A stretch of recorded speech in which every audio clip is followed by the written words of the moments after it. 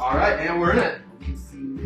Welcome back to having lunch. It's been a bit of a break, but now we're ready to go. Part 2 was dinner. Now it's tea. Now it's tea. We're just kind of moving through all things. Yeah, getting through all the meals in the season, you know. So eventful past 72 hours. Definitely eventful past 72 hours. We were just chatting before about election stuff, and while generally I'd like to stay away from like politics, I think talking more abstract political philosophy, so like about the type of political systems that we want, I think is perfectly viable and good content. And so what we were saying right before we started this podcast. Are you down to talk about? So this is like something that's kind of prevalent, but like capitalism versus socialism and big government versus little government. Oh yeah, I'll talk. Yeah. I would talk about it. Okay. Yeah. All right. Just to set some ground rules, some bad rules. Yeah.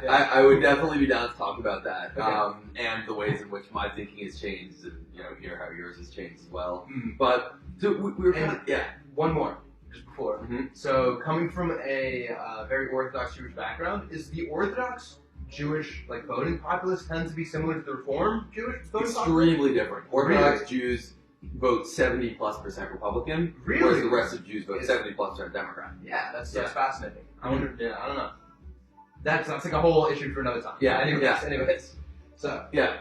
So, I mean, I want you to kind of repeat what you were saying to me before, but the idea of having one candidate or one person who is responsible for everything, who has all the power and it's a popularity contest, is kind of insane, right? Like when the founders started this country, the office of the president was basically to conduct foreign policy and be like a general face of the administration in case of, calming the public, in case of emergencies, and just like generally being like some kind of steadying force, but not really to have like lots of influential power. And now it's because of the connectivity, the internet, mass media, it's a complete popularity contest, and the president has, a pretty large amount of power, much larger than I think was originally envisioned.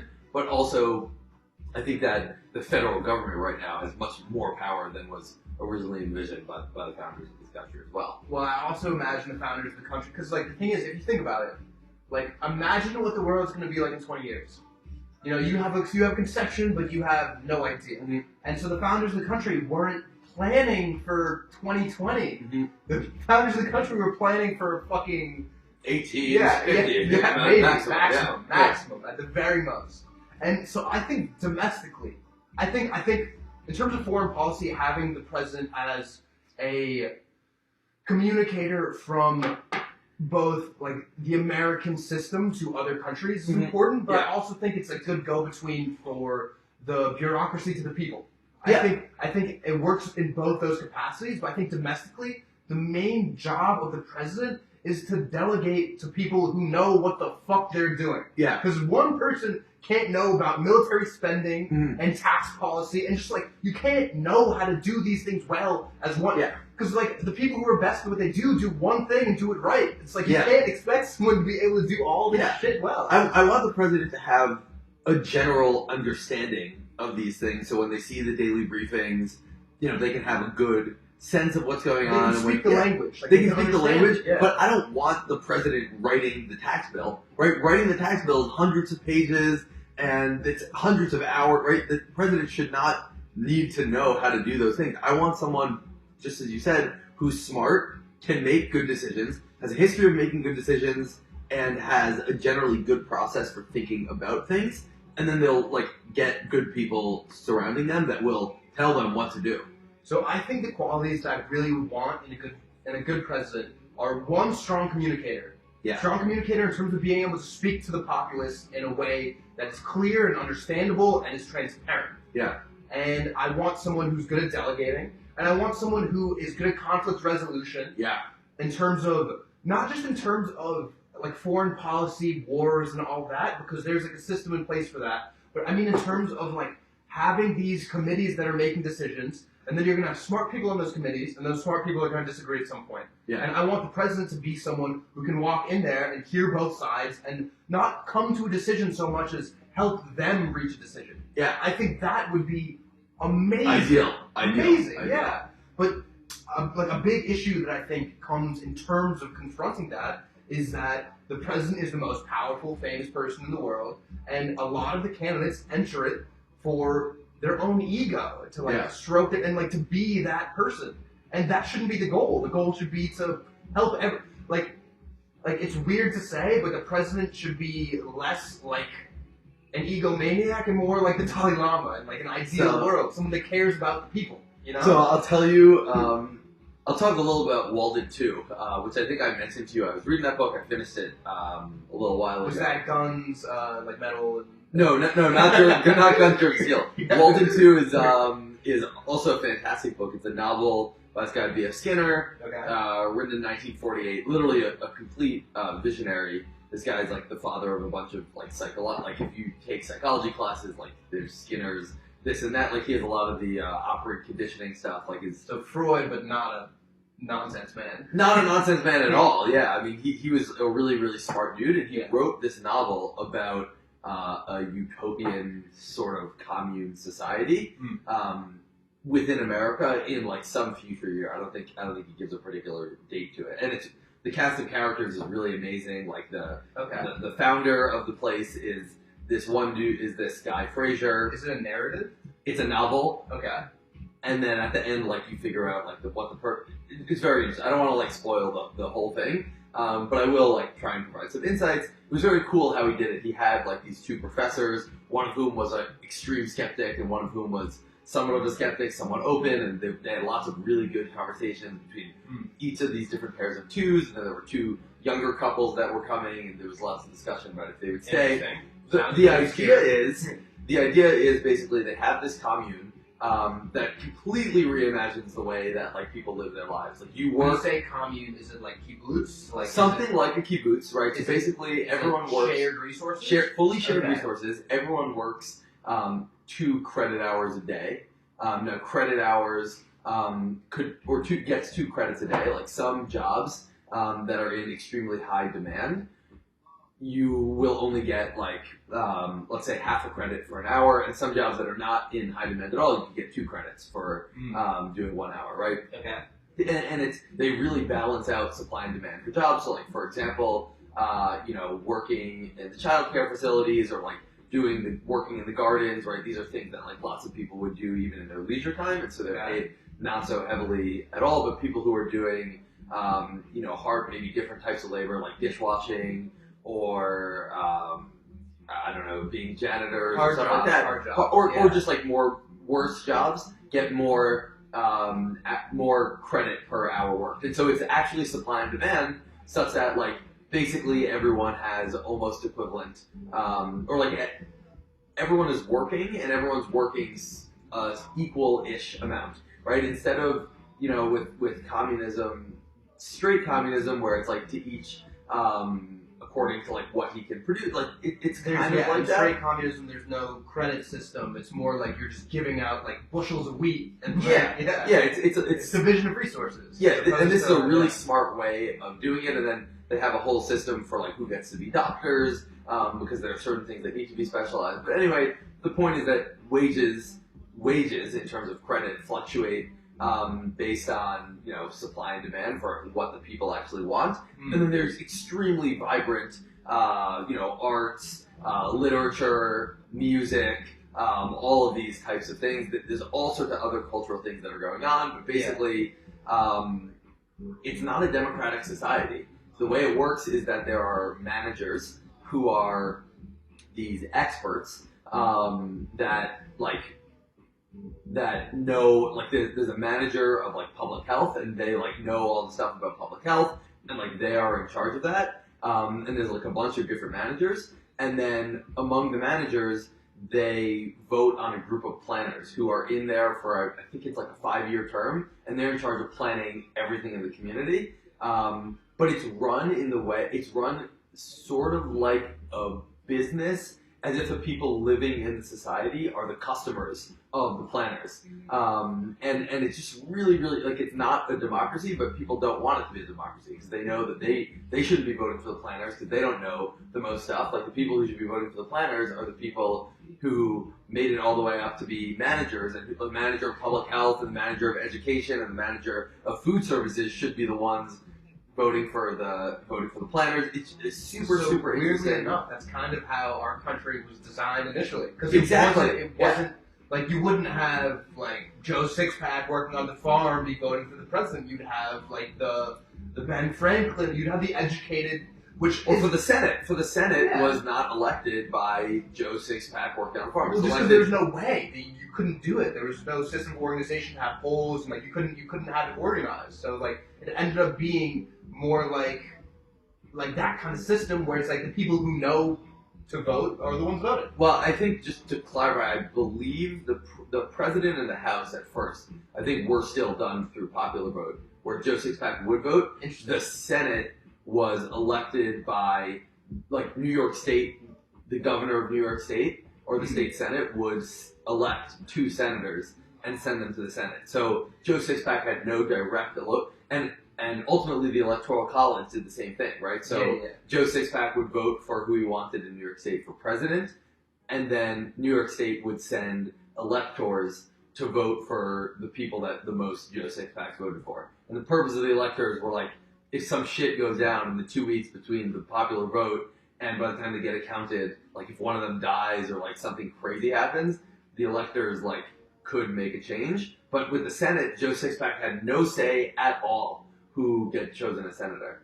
So, big question. Thoughts Yeah. on the election? Well, first of all, it makes sense that like then there like have been very few circumstances in history where like the electoral college like voted for someone that was different than like the population of. But like it has happened. Once or twice, Yeah, once or twice. But what are your thoughts on the electoral college in today's world? Do you think We don't need it at all, and it's a completely dumb system. This is absolutely stupid. Do you think it'd be better if it's just a popular vote? Depends what you mean by better. Better. What are the ways that it could be better? You know. It would be more of a democracy. Yeah. It would reflect the will of the people, right? Candidates.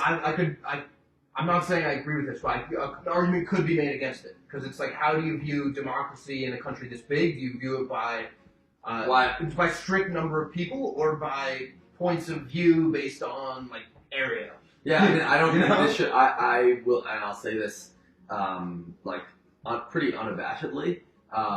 I don't think this should be one country, or not one country in the way than Europe is one country. Yeah. I think we should look something like Europe, And right? be the American Union. Yeah, I mean, why not? Right? There are clearly radically different points of view. If you look north-south, east-west, or the coasts and the middle, like radically. Mostly coast versus middle. A lot of coast versus middle, but also somewhat north-south is also relevant. So like, I don't know, maybe having like starting off with 4 regional blocks might make a lot of sense.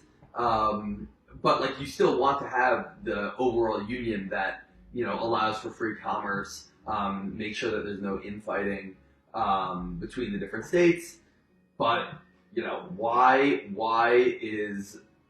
are tons of people forced, or even within the states, right? Like, I think many states should break up to smaller regions, right? Like, why are the people living in Louisville forced to have Mitch McConnell as their senator, right? Like, they totally don't have that preference, but because the rural areas of Louisville are much larger, they have Mitch McConnell as their senator. In the same way that rural areas in New York are pretty heavily Republican, but they have Chuck Schumer as their senator. Yeah, 'cause it's just dominated by the city. Yeah, and so it's like, wait, so like, based on where the arbitrary state lines are, like, if the city has more population than the rural vote, then the rural people are disenfranchised, but if it's the other way around, then the city people are disenfranchised. Like, why should anyone have to be really disenfranchised?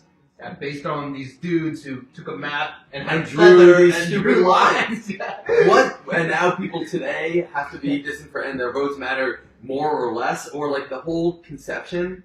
I mean, this is specifically a Democratic primary problem, but also a Republican primary problem. Like, if you live in Iowa the amount of ad dollars spent on you and the amount of time that candidates spend in your state is hundreds of times more than what they spend per person in California, thousands of times more than what they spend per person, and that's pretty insane.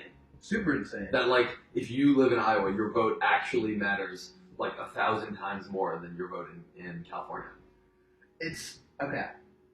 So, I guess like tying back in the book you were talking about, Walden 2, yeah. which name was Walden 2. Yeah. Walden 2? B.F. Skinner. Okay, yeah. so tying that into like modern practice. Yeah. So I'd say, I guess the argument against that is, or against that system, and more for like a capitalist, like competitive system, is like how do you guarantee the people who are doing the job best are in those roles? And it's because the people who know are voting. What do you mean by? Okay, so I think there's kind of two separate questions. So one is the planner, and then one is the people who are doing duties on a daily basis, right? Yeah. Well, okay. So something interesting that was set in the Walden 2 book was the founder dude who like no longer was in any official position. He was like, if I wanted to run this like a business, I would tell people they have to do double the amount of credit hours, and we could just be milking profit. Right, but the idea is that the state is this nonprofit entity, and they only make people do enough credit hours such that they have enough money to do like foreign exchange, is what they call it, which is like pay taxes and like exchange for any goods that they can't get on the premises. There's a whole host of other things about how it's run, by the way, because it's not like subject to all these like short-term like voters and who are like not looking at like long-term plans. They're able to run like mass scientific experiments on the population in terms of education, in terms of daily nutrition, and just like try out in a completely positive way, right? Like try out all sorts of different things and see what works, and if it works, keep doing it. If it doesn't work, try something else in a way that like we would not be able to do. Yeah, I mean, I guess my only qualm with that is if you're running an experiment that goes wrong on like a group of people in terms of their education, those people are fucked for. Yeah. Because like the thing is, if you're running an experiment in classrooms, in like have you heard about the like eye color experiment that was shown to like talk about like racism in the classroom? Oh yeah, the way Yeah, where it was like so I guess the idea was there was a teacher who was like, all right, everyone with brown eyes is going to be worse than everyone with blue eyes today, or like maybe the opposite, whichever way it was. And like groups formed, like racism came out, like whatever. Like cool experiment, nice to talk about, but imagine the like psychological impact it had on those kids. Yeah. So humans are impressionable. So if you're experimenting on the public, there's gonna be repercussions. Well, ultimately, the founder was looking at this as like a multi-generational project.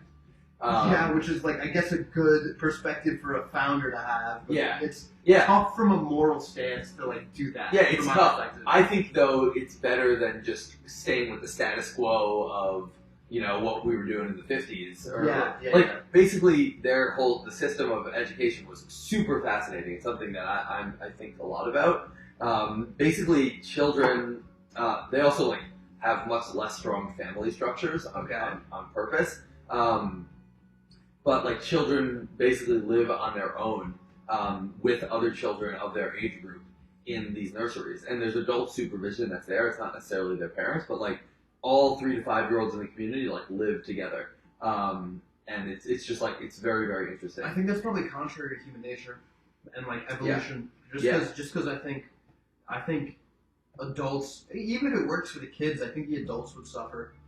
Because it's beneficial for adults to have kids. Like any adult you talk to is just like I didn't have my shit figured out until there was this little person that just needed me to have my shit figured out. Well, parents go, I'll say a couple things. First thing is that there isn't really shit to figure out if you live in this society, but moreover, a lot of parents do choose to go work in the nurseries.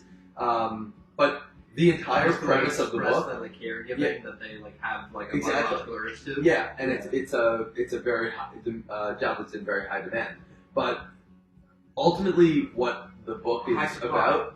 Oh, very high. There's very high. There's a lot of people that want to do it, or there's a lot of people who want to do it, and there's a lot of need for it. So it's like ends up being like pretty average. Probably you get paid a little less than on average. Okay. Less than on average. Which is that's a super interesting system. Like, super I think I interesting, get yeah. it. But like, It makes a lot of sense.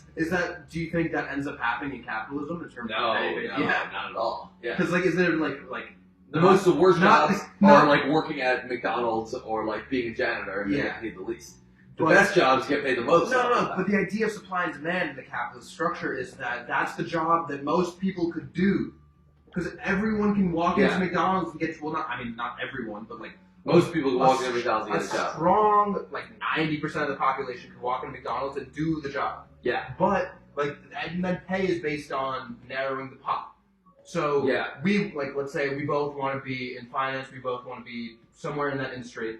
Fewer people the percentage. do it. It's Yeah. like maybe 10 at the top. Yeah. So Right? but this So whole that's why they're compensated more. But the point of this system is that why should we care about these basically the education system is radically different, right? It's saying our education system, mostly in America, tests for an extremely specific type of intelligence. Extremely specific. How good are you at retaining information and then putting it back on essays and tests, which is a crazy specific type of information. They're just no, we are able to curate students' educations. We will just be oh, this person has much more musical talents or athletic talents or this and that, and just completely wipe away the standardized system of tests and notes and just completely different.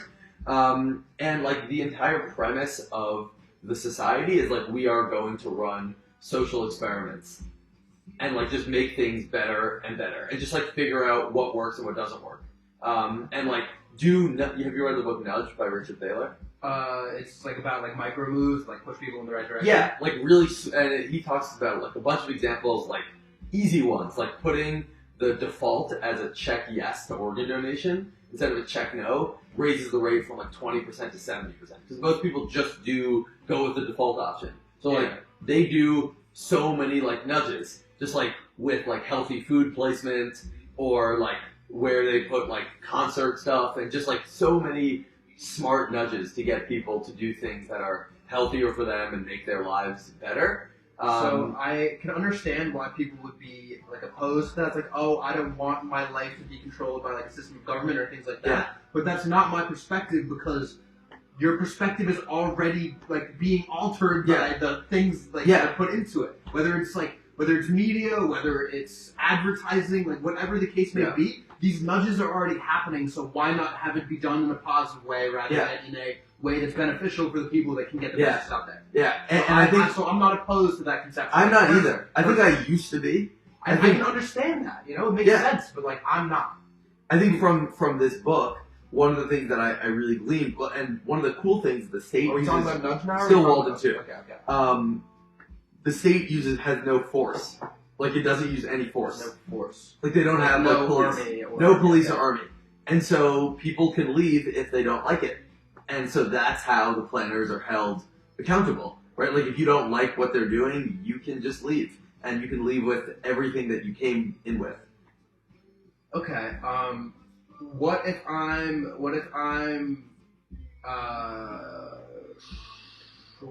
chaotic evil and extremely charismatic, and I can motivate people to turn against the system of government? Well, they don't vote. They don't vote. People don't vote. What if they have a violent uprising? I'm saying Against who? Against whoever the planner is. Yeah.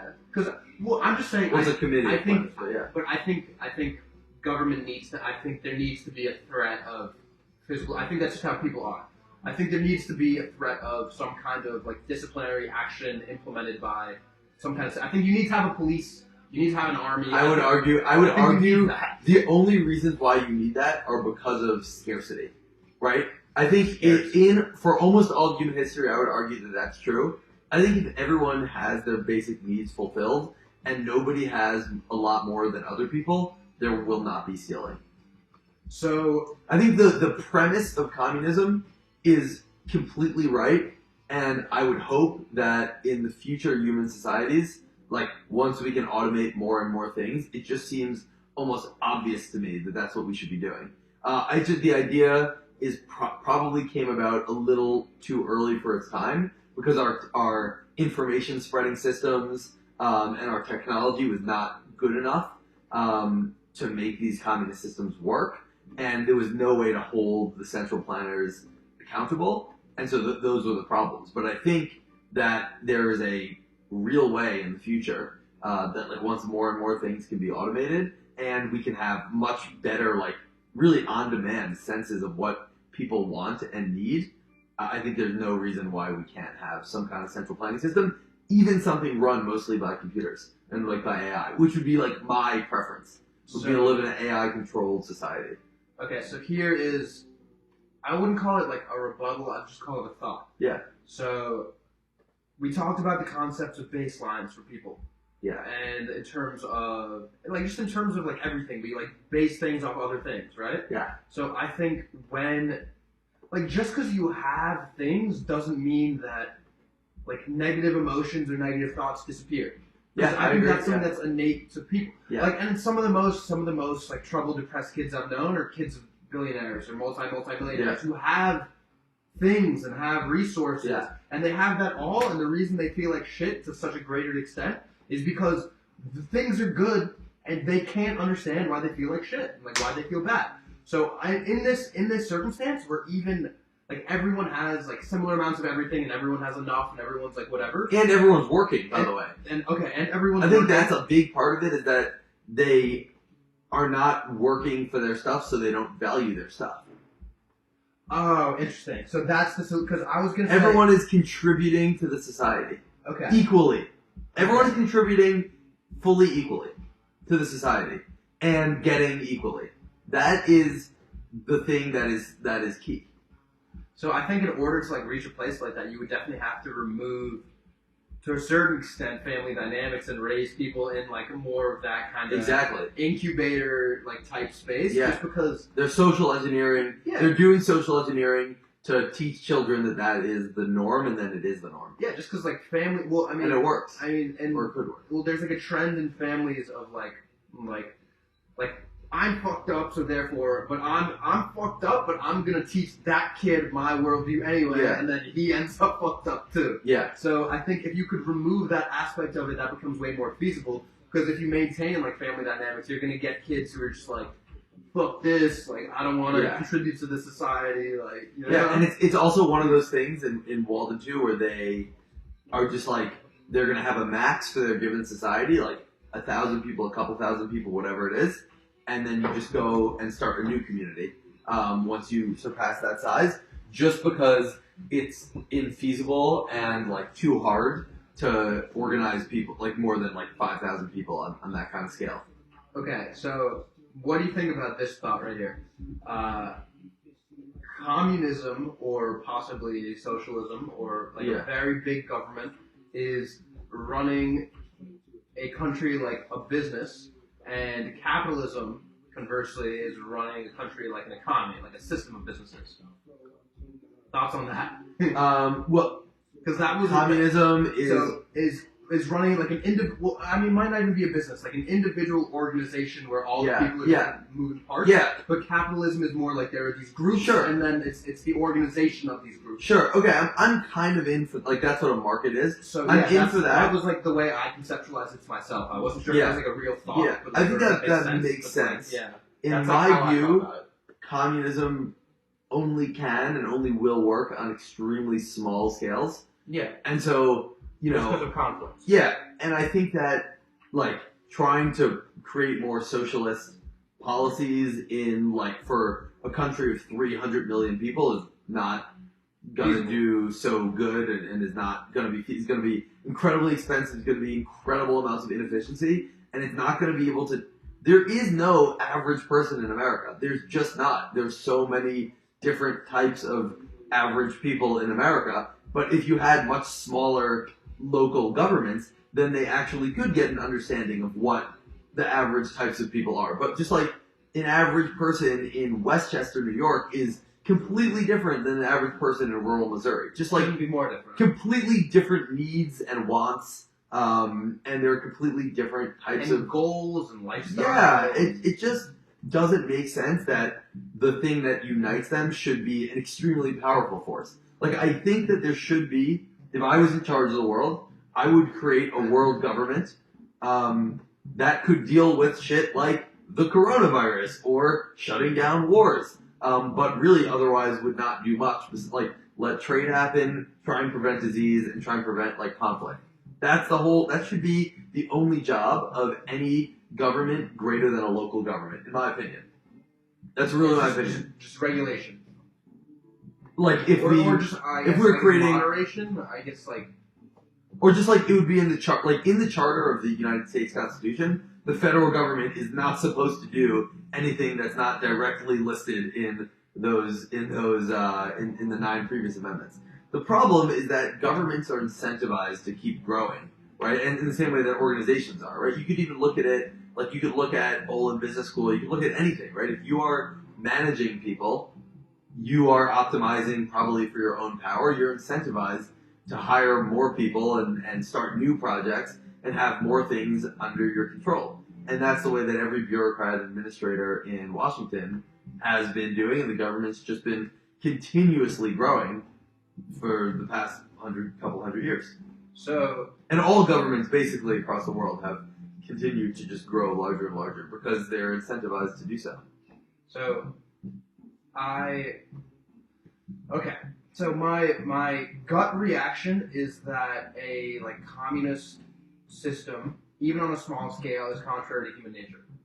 That I think people are too inherently, I don't want to call it selfish or self-interested, but it's like each person genetically and biologically, I think, probably cares about furthering their genetic code, moving it forward. So I guess I think in order for a system like that to possibly work, it would all stem from the education system there, and also how do you prevent things in the community that's how do you prevent let's say you've got different races in the community, how do you prevent kids from looking at each other and go oh, you look different than me, we're different. You know, so is that education? Is that I don't know. That's not innate. That's not how people are. You know. So I want to address this, but I want to make a quick analogy first, something that just popped in my mind, and I'll just say it, and then I think I want to pause because I think that in the future I want to have a notepad here that if an idea pops up in either of our heads, we could write it down and then continue with the conversation. Because I'm keeping this in my head so I don't forget it. Okay. So I think we should do that. Okay. But the analogy that I was thinking of in terms of governments and getting bigger is as it relates to the stock market and really big companies. Mm-hmm. So these massive companies like Procter and Gamble or Dow Chemical, these massive companies have just been growing bigger and bigger, and they are becoming less and less efficient. And then these activist hedge funds like Elliott or places like that have come in and been hey, you're too big, we're going to split you up and make it more efficient. And that works out really well for everyone. I mean, the only people that are against it are the top managers at the company itself, because they want to be controlling massive company. But oftentimes, if there are no real synergies in the business, then it makes sense to split up. And in that way, I think America, as long as it can keep its trading synergies, right? If we can stay as a trading bloc in the same way that the EU is a trading bloc, I don't think there are a lot of governing synergies by governing radically different people in New York and Missouri, right? There are some synergies, right? For public health, trade, and defense, but otherwise, almost every other policy arena, there are not these synergies. So we need some type of activist movement that will come and break up the parent company in the same way that these activist hedge funds do. And the problem is that we don't have a mechanism really built in to do that. And when Jefferson created creating Constitution, he was we'll probably need a revolution every 40 or so years to shake things up. And there has not really been something like that. You can't even call it a Civil War Act. Let's pause here. All right, back in. So as we were finishing before, we were talking about we don't really have this mechanism to get a little rebellion here or there. And then we paused. We got the notebook just in case we have future ideas, because there was some thoughts that you had that I wanted to jump into. But I can't even remember what I said. Yeah, not so important, because over the break we started talking about what's our role to deal with something like North Korea right now, right? Like there are people there who are starving in concentration camps, who don't have any voice, and what is our role in terms of helping them? And something that I said kind of right off the bat was, well, first of all, I don't think that the fact that they're far away means that we have any less of a need to help them. Like it's something that's pretty radically changed in my mind. Today's world, space, like distance isn't really much of a factor. And I think the fact except for the fact that we have these like country boundaries drawn, and for some reason we're like, oh my god, like this is like, well, I mean, I guess that's caveman brain, groupthink. Like America's my tribe, and those people over there, like fuck them. Right? I would very much like to, if anything, create maybe some type of 2-tier system, or maybe even 3-tier, right? Like you could have your family, and like the people you immediately know, and it's fair that you would want to cater to them first. And then I think even fair to some extent if you have a local community, especially if we're talking about the type of idealized society with like, you have a community of, 5,000 people and everyone is kind of in it together in terms of like a commune where like you care about them. But then other than that, everyone outside of your like immediate network, I think you should be caring about everyone basically equally, right? Like the fact that someone shares the piece of land with me, like the Missouri is in the same landmass as New York, should not mean that I should care about more about people in Missouri than I do about people in North Korea, just because there's a physical ocean separating us. So I think one solution to do this, which is what I would hope for in an idealized society, would be having a world government that would be able to deal with these types of things and deal with these types of conflicts, and all the local communities can give an equal amount of money, resources, manpower, to this world government, and then they can deal with they can deal with have like country taxes rather than, and then like like layers of taxes, like same way it's like federal versus state versus local. Yeah. So like okay. And I'd like to have a really small world government and also small like federal government. And then probably we could just do like low. I don't know if we need the states of America. I don't know. Maybe we could. I don't really need them though. Okay. So first of all, to talk about like the difference between like an ocean, like the in the modern world, because like distance is so coverable. The issue isn't physical distance so much as it is psychological distance. Yeah. It's that it's like the availability heuristic. It's like things are just very far from us and not really part of our perspective and not part of our group, so therefore like we don't care because like it doesn't come to mind readily. So like I guess that's the difference between helping that homeless guy in the street versus helping like that homeless guy in the street isn't more entitled to your help than the person who's struggling in North Korea. Yeah. It's just that they're there. So I can tell you like my philosophy on charity, which is something that I believe pretty strongly in. I am completely and totally against giving money to homeless people on streets. I will not do it. And it's not that I don't feel bad when I walk in front of a homeless person. It's just that I abstract the fact that I walk up 2nd Avenue or 3rd Avenue, right, and I give to one person or another person is completely arbitrary, right? Yeah. Instead, I would use a service like GiveWell to find the charities that are most effective at distributing resources to people that are most in need, and then give the amount of money that I feel is a reasonable and good amount. And maybe that should be higher, and maybe it should be higher for everyone, but abstract away, give money to the most effective organizations, and then I could feel good, or at least not feel awful every time I walk past someone that's in need, because I'm like, I gave a significant percentage of my summer earnings to people that are really in need, and like that's what I did. The fact that there happens to be a homeless person in front of me, like it doesn't bother me in the same way that it maybe bothers other people, or maybe in the way that it would if I didn't feel I was giving enough money to charity. And over the summer, by the way, being in New York, I decided to give more money than I had in the. I mean, I have never really had a ton of money to play around with, but I made a fair amount of money this past summer, and I was living in New York, walked past a ton of homeless people, which encouraged me to give a lot of money to charity, except I gave all the money to like a kind of direct income transfers to people in Nigeria, Uganda, and Kenya. like a really effective basic income program that like I feel really happy about. So, well, I mean, and that doesn't like I can understand someone like saying like, oh, like if you say I never give money to a homeless person, like I can understand someone's default reaction being like, oh, like that's fucked up. But the thing is, if I see a homeless guy on the street and I give him $100 bill, probably more money than ever been given by a single person, that doesn't fix anything. Because what? Let's say, okay, best case scenario, takes that money and goes like buy food, maybe lasts like stretches it out over the span of a couple of weeks, doesn't fix anything. You get back a month later, you're gonna see that same guy there, and he doesn't have $100 anymore.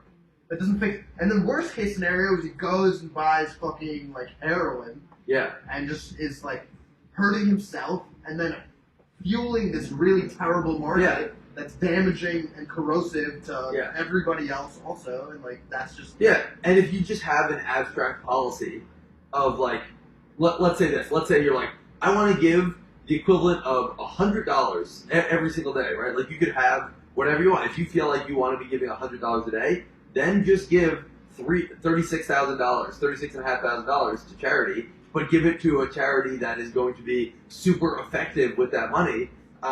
First of all, also by the way, it will do it pre-tax, which is like just you get an extra bang for your buck. But just give your dollars are actually going to make a difference, and you can feel like, wow, I actually know that I'm doing a good thing. Like I am giving to a charity. I know that their administration costs are like 5-6%, so I know that means 95 cents of my money is going directly to help people with things that are actually going to change their lives positively. And I know that because these charities have been screened and year after year, and that's like an amazing thing. That's completely my policy on charity. I just like it's not relevant to me that like one person happens to be like sitting on the street that like I walk by. Like that should not be my decision criteria of who to give charity to and how much charity to give. Yeah, it's completely unfair to the person sitting on the avenue next over. It's unfair, and it doesn't make a difference. It doesn't do anything. It's a waste. Or it does less. It does less than giving it to a charitable organization that you know is like, we're a charitable organization. We buy, we help people get back on their feet. We provide a month of housing. Or like if homelessness is your issue, give to a homeless charity that you know is going to be doing productive things to help the homeless. Not to an individual homeless person on the street who happens to be sitting in front of you. I am also kind of the opinion that homelessness isn't like the disease; it's the symptom. You know? Yeah. Like I think there's I think something effective would be like offering counseling on how to hold a job and like how to like just like teaching them how to function, or teaching homeless people how to function within like society. Yeah. Would be more beneficial than giving them $100. I also think that like, and this is a little bit off the topic, but I think like generally a really good policy position for like the U.S. to do would be like New York City or San Francisco just has like tremendous amount of homeless population, and a lot of those people are like have mental illnesses, and those are bigger problems. But other people, that's not the issue, and the issue is just like complete abject poverty, lack of opportunity, things of that nature. Yeah. So like if you just give people $10K in cash and a plane ticket to like somewhere like Missouri or St. Louis where like we need people here, like that is just a great idea. It's great for everyone. New York City already is spending $10,000 a year, helping people out that are homeless. The homeless people it's not a good quality of life to be living here, but so if you give people $10,000 or if you say, we'll give you a one-way plane ticket to Missouri and we'll give you an apartment in like we'll help build a housing project in St. Louis. Like St. Louis needs more people. New York does not need more people. It's a pretty easy fix. That would be an interesting experiment for sure. That'd be something I'd like to see. Like why don't we don't try these types of things because our government is like so short-term focused. It's because our government's focused on re-election. Yeah, because the people in government are focused on themselves and them because it's government is a path of livelihood Yeah. where their pay is contingent on their reelection, Yeah. and their reelection is contingent on their popularity. Yeah. And so it's And like no one ever handles the shit that's meaningful, because if you start tiptoeing around that, then people are like, oh my god, like this guy's doing that. I think Singapore has a benevolent dictator, okay, and everything is amazing there. It's he does it. He can invest in like long-term. Not everything is amazing. I should say it's not perfect, but it is so good and a lot better than here in a lot of ways, because he does not have to be worried about short-term fluctuations in popular opinion by people who barely know what they're talking about. Singapore right? is just the city. It's a city-state. It's a country. Okay. Yeah, but it's like 100% of the population is Singapore. urban. Yeah, it's like one of the most urban regions in the world. Interesting. Yeah. So I watched this like interesting thing that was it showed a map of poverty in Africa, and it showed a map of urbanization in Africa. The most urbanized places are the places with the least poverty, which is Singapore is incredibly wealthy. There's almost no poverty there. The streets are sparkling clean. Everything runs on time, like trains, buses, like amazing public transportation. Trees everywhere. It's crazy. Like you would go to Singapore and then you go to New York and you'd be like, okay, New York is just like this trash. This is supposed to be the best city on the planet. New York, like there's homelessness. The subway system is awful. It's dirty all over. Right? It's kind of insane. And that's run by a benevolent dictator. Now, I think there needs to be lots of precautions to avoid the dictator. But I think traveling there has made me think, like, I no longer am like a devout believer in democracy, where I once was. I was like a much more devout believer in like democracy and at least like markets and capitalism. I think now I see the value in democracy for some things and capitalism and markets for some things, but not for everything. Okay, so I also wrote down, by the way, what you were saying before because it popped into my mind.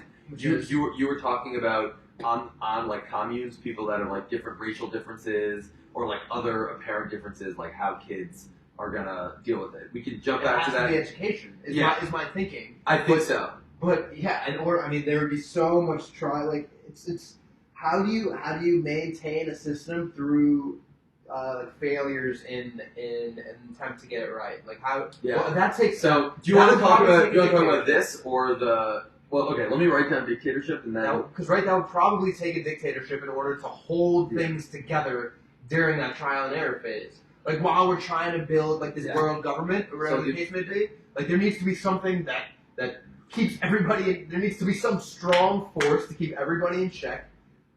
Well, I mean, I guess that's the whole idea behind communism. That literally is what they said, right? So it's a man rises up and takes control, and then eventually when things are good, he steps back. But then the issue is that guy never steps back. Yeah, I mean, you're talking about the practical flaws. I think. So a few I'm talking about practical implications and the practical flaws for those. I think a few things. So first of all, if we're going to jump back to this previous topic. Do you want to, by the way? I'm okay to, and then we can maybe try and connect them. I'm going to see if I can do it. Yeah, okay. So we were talking about how we're going to like make. You said it's not natural. Like the breaking apart of the family structure. You said when I say natural, I mean it doesn't fit with how human beings are genetically programmed to work. So which makes it hard. So what I will say is a yes and a no. Okay. Yes, in that like our straight biology tells us yes, and definitely the evidence from my own life and like living in America in the West in the 20th and 21st century, like it just seems readily apparent that this is what's natural. But there have been tribes, and there are still tribes, that don't have the same type of bonds. Like, for example, there are tribes that don't have, like, the institution of marriage in any way, shape, or form, and, like, it's a lot more open sexual culture, and it's not always clear. In fact, most of the time it's not clear whose child, a woman will have a baby, and it's not clear which man that's responsible for, and still all the men in the community and everyone in the community like kind of does raises the child like together, right? Because it's not clear who the parent is, and that's almost by design, right? Like no one knows who the man is that the child, and right, and everyone kind of comes together and does it, and that's okay. I get why the meme, in terms of like a cultural item of marriage, came up, and there's a really great set of articles that talk about like the development of marriage and meme theory. It's something I've thought about a lot, and like how the game theory of like marriage and how it looks from a man's perspective, a woman's perspective. But putting that all aside, there's another Nash equilibrium besides for everyone gets one partner, which is every woman sleeps with a lot, and everyone sleeps with everyone, and then because of that, everyone takes care of everyone's child. Yeah. So I mean, it happens. But it sounds okay. It sounds crazy to us, right? Well, I mean, not even just crazy. I mean, like just far from ideal. Because, well, I guess if you don't care. Yeah, if you don't care. If you don't care. Well, or if everyone is your child, if everyone in the community is your child, right? All it takes is a bit of social engineering, right? We have a ton of social engineering right now. We just don't even notice it, right? Like the social engineer, the structure used to be everyone lived with their wide extended family, right? Like you just lived with your grandparents and all of your cousins, and that's how it works. But now we live only with the nuclear family. Yeah. But like all of these are just social constructs, right? And even the nuclear family stuff is kind of breaking up. Like tons of people in America right now are born, like over 30% of children are born to single parent households right now, right? Okay. And so it's these conceptions of like what's the normal family structure, whatever, is completely changing. Wait, how so? You're saying has completely changed because there's fewer households that are single parent? No, more households. More. It used to be that everyone lived with their grandparents and cousins and both parents and all the siblings. Like that's how it always was. That was the social structure for thousands of years. Then there's this weird like 200-year period post-industrial revolution, or like probably even less, where like the nuclear family started becoming a really important thing, especially like in America from let's say like 1920 and 1930 until 1980, 1990, where like everything was like, you know, you got the two parents and then they got like the three kids and they lived in like the house, the garage, whatever, and like the grandparents don't necessarily live right there and the cousins don't necessarily live right there. But now it's all completely changing. Like lots of people just live in different countries or different regions than their parents and just like go far away, and you definitely are not going to live right next to all your cousins and grandparents. And now a lot of people don't even get raised in the same type of two-parent households. Like these are all structures of social constructs, right? If we just do a little bit of social engineering, we can change them. Okay, so how does that tie into what we were talking about? So how is it practically going to happen? You're talking about the practical steps to get to a Walden 2 or like, you know, whatever my ideal society is, because it's not the same as Walden 2. But so, yeah. Well, I mean, I'm saying like conceptually for me, the thing that would make sense would be literally like somehow it came to the same thing, like in my head that I guess like Karl Marx came to, which is that you need to have some in order, because there's going to be trial and error in like the pursuit of getting to the system. Yeah. There's going to be failures in that because inevitably. Yeah. And those failures come in terms of like education and like let's say if you're on like a generational project and like your trial, like let's say your educational experiment on like the first or second generation goes badly and you end up with like an extremely troubled group that like doesn't really work. Well, that's why you want to do you want to create multiple Walden 2s, right? You want to just do a lot of small, instead of doing one large-scale experiment, do a lot of small-scale experiments. But what do you do about the ones that go badly? You just let them go badly? Well, who's you? Who's you? You is the world government, I guess, in this scenario. Like the overall. You let them collapse, and then people will start something else, right? Like it's natural select. Like I am, dude, cold-hearted. Well, by collapse, I don't mean like everyone dies. I just mean like the system doesn't work, and they either everyone moves to a new place, and maybe a core group tries to restart something new. That's not how systems collapse, though. Systems collapse violently and aggressively. Oh, systems collapse violently and aggressively when their systems made up of millions or tens of millions of people with completely conflicting interests, right? Like, if you have a small scale, like in California where I was, there was, in the 70s, there was a small scale community that, like, was like a few hundred people, and they were trying to do some type of commune thing, and like it was working for a little, and then it like stopped working, and everyone kind of just like moved away, and it kind of didn't really work, so it didn't pan out. Like there's the only reason there'd be like massive violence and turmoil would be if there's a massive system that exists in the first place. I'm advocating for small local systems that their collapse would not. It's not like the United States right now is too big to fail in the same way that like Soviet Russia kind of was, right? Like too big to fail in that like if shit goes down, there's global risk. Right, I'm advocating for like small communities that are not anything like too big to fail. Like if they fail, then like people will migrate to other communities, and like that's what would happen. So I don't think like violence and like outbreaks like that are necessarily. I think size plays a factor. Yeah. But I think the like real inciting thing is well. So we were talking about a concept in OB that was called like about fault lines. Yeah. And you know about the idea of fault lines. Yeah. Where it's just like, it's like if you're in a group, if there's ways to divide people into groups, like whether it's like groups within that group, like those are called fault lines. Yeah. And I think when things start to break down, those fault lines can be, quote, like activated. And then, so, like then the groups that like are, like, then that group is split into groups along these fault lines, and then those different groups have different conflicting interests. And then that's when things. Then the community should split up. Yeah. Sure. I'm totally okay with the premise that then the community will split up. Okay. I don't have any, in the same way I don't have like an inherent value on the United States of America. Like if I started a community and like it wasn't going well, or like it got too big, or like there were two different points of view on like where to continue, I'd be like, all right, let's just split. Let's just do different stuff. Like that is okay. I don't. The conversation I'd be very interested in having. I don't think I have the answer to. When this might be where it ties into the dictatorship thing is, how do you ensure that the world government or the planners of each local community, like how do you ensure that the incentives are in place that individuals won't try and grab more power? So that is the real question. Yeah. And I think that's like similar, funnily enough, to the problem that we have in our government in the U.S. today.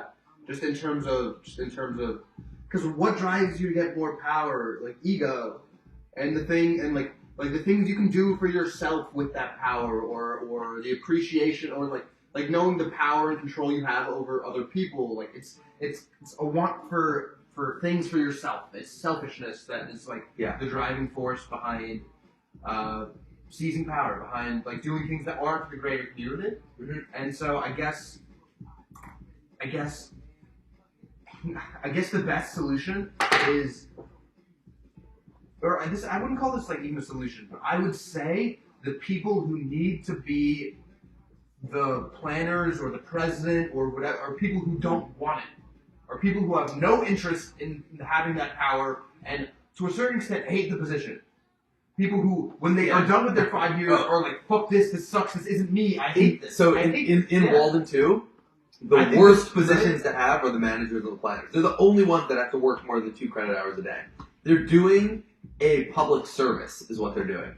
It's a real public service, and they're not like known and popular and famous for it.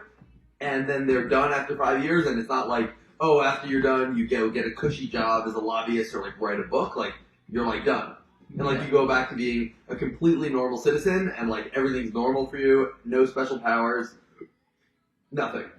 So like that's one thing that needs to happen, but there needs to be more than that. Like I think on a small scale, if you have a community of under 5,000 people, I don't think you need like any type of real policing. And assuming you do the community correctly and no one is like, there's no devastating inequalities or imbalances, and people feel like they have a stake in the system and feel good about the system, like that's good. Right? What you need is something to prevent one society from coming into the other society and like stealing their shit or beating them up. And so therefore you need a more powerful government. And the question is, how do you constrain that more powerful government from becoming too powerful? And I think what you just need to do is write like a really strict constitution, like similar to our Bill of Rights, but like a Bill of Rights for local governments, where like they're like, we're going to create a federal government, but the only things it can do is like pandemic defense, military defense, and like create like free trade. And anything more than that, they need to get like a unanimous vote from like every local government in order to like do anything else above and beyond that. Like that would be my ideal federal government. Would be like you literally can do like 3 things and everything else, and then I would have the local governments give like free education and free healthcare and these types of things because they know actually how to do those things. And to be able to allocate the resources efficiently in the ways that the people would want them. And it's okay if some local societies are like, we don't want to have government-run healthcare, and it's okay if some of them say, we do want it, but those will be the decisions of the local people. So, but I don't understand. I don't understand what you're saying is the solution to the person in the central government trying to get too much power. What do you just have a strong constitution? Strong constitution, yeah. What prevents them from just being like, fuck this constitution? You know, if there's no like army, if there's no force in play, like just because there's like it's like yeah, words on a page, yeah, lovely, but like if I'm the one in charge right now, it's gonna stop me from just I think the key key is that you don't actually put like you would put so the UN has like the UN peacekeeping force is made up of people from a bunch of different countries, right? So like my ideal, let's just say we do America and we do like 1 million small communities or like 100,000 small communities of 3,000 people each, right? Each of those small communities will send a few people to be part of whatever the greater global government, or even if they each send one person, right, to be a part of the military or whatever, such that the goal is that no one has. I don't want people getting loyalty or nationalism towards the general federal world, right? People will have that still loyalty and dedication towards their local leader, and the person who happens to be in charge their of local leader, like the quote planner or planners. I mean, maybe you can just completely get rid of the concept of one local leader. Like you could have some type of there's a figurehead person and then a committee of people that actually run things. I think they probably should be different people, and I think the figurehead. Different people. I think the figurehead shouldn't be making decisions. Maybe the figurehead could be breaking ties, like literally just the communicator, someone who goes to the planner. Or they can also break ties. I mean, I think break ties. The way that the Fed does it is like you have like 14 people on like the Federal Open Markets Committee, and then like I think if there's a tie, the Fed person has like 2 votes or something.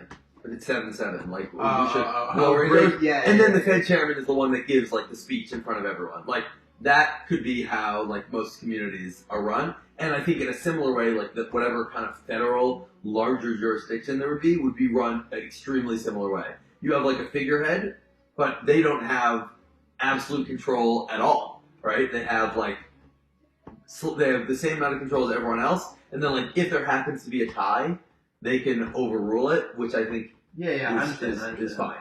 Yeah, so like similar to like the vice president and the Senate, kind of. Exactly, similar to the vice president and the Senate. I understand. Okay, this is a great song. So I mean, all of the songs. So, great album, possibly the greatest album of all time. From our perspective. Wow.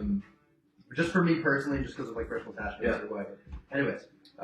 So I think in terms of like I like the concept of having a diverse global community that's going to keep things like sane, but I also think it's important for like it can't be because look, it can't be self-selecting that government. It can't be people like because that's the thing about our current system.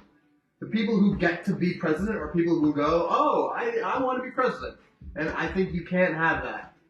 Yeah. Because when you have that, those people are like, they're like, oh, I want to be president because like even if you walk in and say, I want to be president because like I want to make a good difference, you end up doing things so you can get elected, you can get reelected, and like you're so helping yourself. So in my view, something so in not this world something so it can't be so like here's an option is like.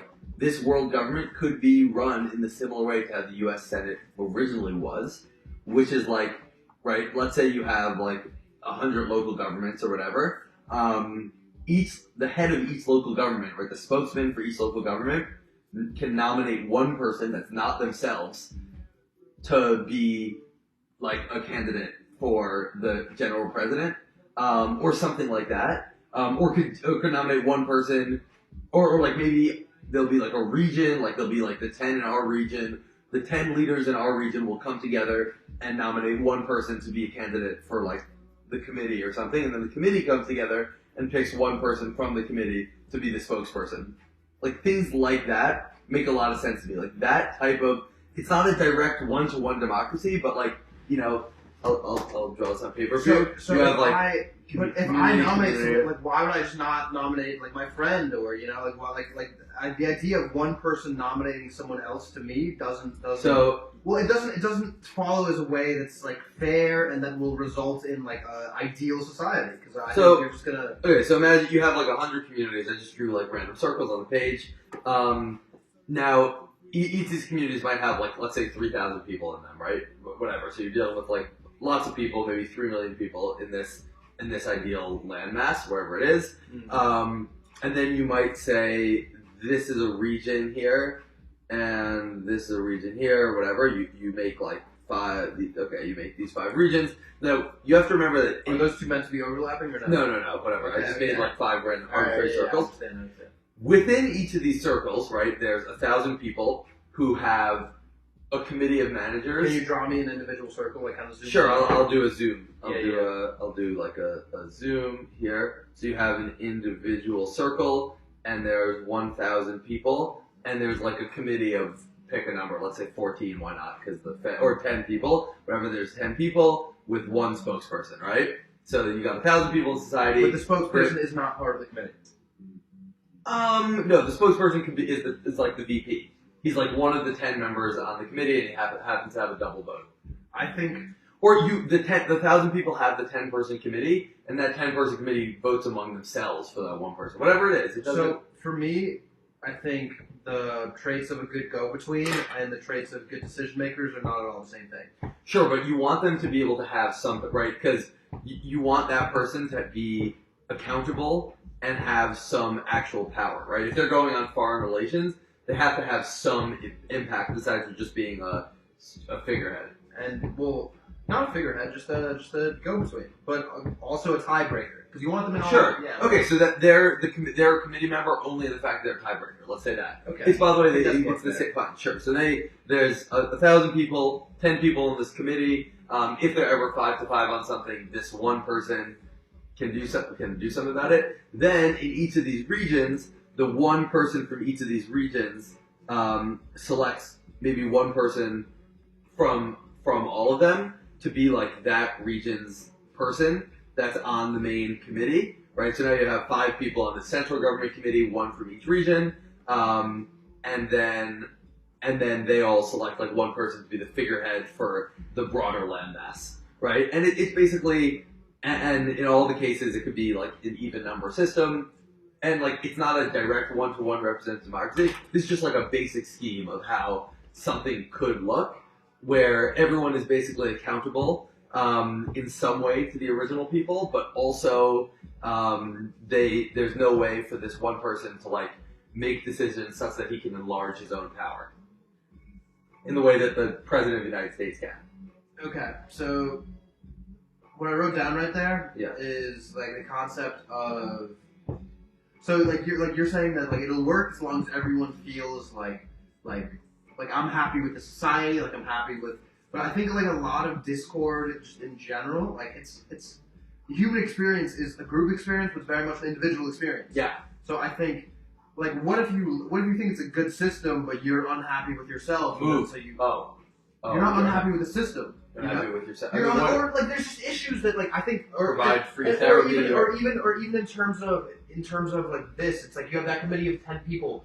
Like let's say I like this one guy. Like there's still people. You know, Yeah. like I'm gonna like 3 people on the committee and I'm gonna hate 6. Sure. And so does that mean I form a committee within the committee of like me and my boys, like my friends on the committee, Well, I mean, the idea would be the only issue I have with this conceptually is I think it takes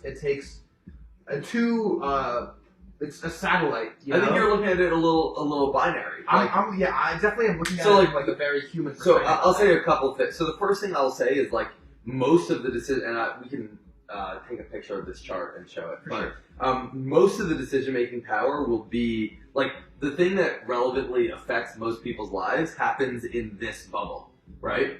In their main bubble. The greater general stuff, right, is just having the government that's going to allow for freedom of movement, protect for public health, stop military stuff, and allow, like, trade, right? Like, that is what this guy is responsible for, and that's what this committee is responsible for holding him accountable for. But most people's lives are going to be governed by this committee right here. Now, I would imagine if you have a group of 1,000 people, right, you want to have something like in Walden 2, where the people on that committee are chosen from, like, all different areas of the society, right? So that it's not like, oh, me and my homies. Like, you have the equivalent of a cabinet, right? You have, like, one person who's in charge of transportation, one person who's in charge of health, one person who's in charge of education, one person who's in charge of whatever it is, right? And it's not like, oh, like, there's, like, the Republicans and the Democrats, or, like, my homies and the other squad, right? Like, That's how people are. well, why would it What's happen? what's going to take the politicking out of the system? In that committee of 10 people, what's Oh, going to staggered terms. Everyone has, let's say, a 2-year term, and they're there's not lots of overlap, right? Everyone has a 2-year term, or however you want to play it, 3-year term, but such that it's completely staggered, and new people are constantly filtering in, is like a major thing. Like, I think you might be, maybe I didn't say it before, but I think it's a real factor that shouldn't be underestimated. And then just, like, generally the fact that you're not beholden to, like, a political party, or, like, to elect, or, like, to short-term politicking or anything. Like, I think that will help people get on somewhat of the same page for, like, a vision for the economy and for the society. And if there do become two distinct competing visions, like you're saying might happen, I would say split up into 2 smaller bubbles, like, right away. Like, it does not, the Democratic Party right now, let's say a society was the Democratic Party, I would say, nope, this is not one. Like, one guy is, like, Bernie Sanders wants, like, healthcare for all, and, like, free college, like, lots of different stuff. And, like, one guy's like Joe Biden, who's like, I basically want the status quo, but, like, a little more healthcare, maybe a little raise in the minimum wage. But, like these are 2 conflicting visions of society. Amazing! Each of you go do your own vision. Perfect. This society is now 2 societies of 500 people each. If you think that there's really going to be, like, a complete divide, if it's always going to be, like, 5 versus 5 with these conflicting visions, just split up and do something else. Okay. So, okay, so I'm gonna make one comment on that, but I think there's like a underlying, I don't want to call it disagreement, but I think there's, like, a reason, like, I'm not necessarily, like, getting this the same way you are. Yeah. And or I guess I'm just not, like, I don't see it, like, I don't understand it the same way that Can we pause for 1 second? Cool.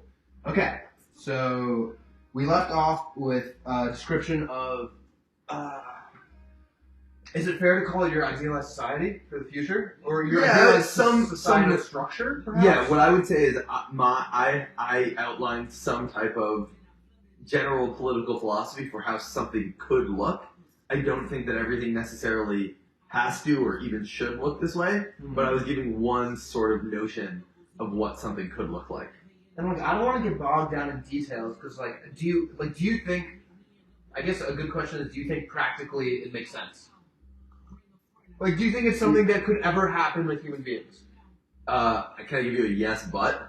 Yeah. Sure. My answer is yes. I think, like, tomorrow I could go, maybe I couldn't myself because I don't have the resources, but, like, if I got Michael Bloomberg to give me, like, $100 million, I could, like, go buy a bunch of land in Wyoming and then, like, maybe recruit, like, 100 people to, like, come and, like, start, like, a commune society there. And then we have, like, Michael Bloomberg's money as, like, a little bit of endowment to, like, help us get started, and, like, we could, like, build stuff and build, like, a farm, and, we could actually do it. I don't have the resources to do it, but, we could start something, and then if it's successful in a meaningful way, then there could be more outgrowths, and I think it's plausible that it could happen. it probably won't happen anytime soon, and it requires at least some resources to acquire land. And in theory, it shouldn't require any resources, but because all land on this continent is owned by someone, whether it be individuals or the government, you need to start off with resources in order to purchase the land and purchase the raw materials to start the building, buy a bunch of cows, buy chickens, buy farm space, buy like some basic equipment, and then get started. But it's not. If you gave me maybe $10 million, I could, and I was able to recruit 50 people, guys and girls, 20s and 30s, to like go and do it, and then like people start having children. Like we could probably, I could probably start something. Okay. I guess it's my fault because I didn't phrase the question. I guess the way I meant it. I could see this working in a singular commune. But do you think this? Do you think like just hundreds of years? Well, no. The reason it would work in a commune is because the people who would join the commune are people who are interested in having a commune, and like you're going to end up with an extremely homogenous population within the commune. Even if it's not racially or ethnically or whatever the case may be, it's homogenous because it's all people who are going to think the type of way. It's like, a commune would be great. Yeah. And that could work with like 50, maybe 100 people. And if it doesn't work, then that's like a really bad sign because like if you can't make it work with people who want to make it work, then you're never going to make it work with people who don't. Yeah. Or who people are not actively invested in the success of a communal system. Yeah. So I think that you would start off right with like your 100 people, and then like if it's not successful, game over, right? Like then the experiment didn't work. Maybe the time wasn't right. Maybe the people weren't right. Maybe the setting wasn't right. I don't know. But like if it does work, it would probably keep growing up till a point when it makes sense to start a new community, and then like that community would start and continue growing. If these are incredibly successful, maybe you'd have 2, 3, 4, 5 communities, and then maybe all those communities together would start coordinating and elect like one council to kind of coordinate activities between them on an extremely basic level, and then maybe those 5 communities would each spread out and have their own sub-communities, right? And then you could see how this could become a more massive movement. It would probably take generations to make any real impact. Yeah, I also am of the opinion that like. This would all be bottom up, by the way. Bottom up, not top down. Yeah, but I'm of the opinion that the system wouldn't last generations. Like even if you're trying to make it slowly grow over time. Well, like, why? Because eventually, shit would happen. People would things would cause it to break down. Like there needs. So this is where I think like the fundamental disagreement comes. I think. I guess I'm of the opinion that people tend towards disorder, and it seems like you're of the opinion that people tend towards order. No, I think people. Or I guess here's a good question. Do you think? Well, good's a weird word. Do you think?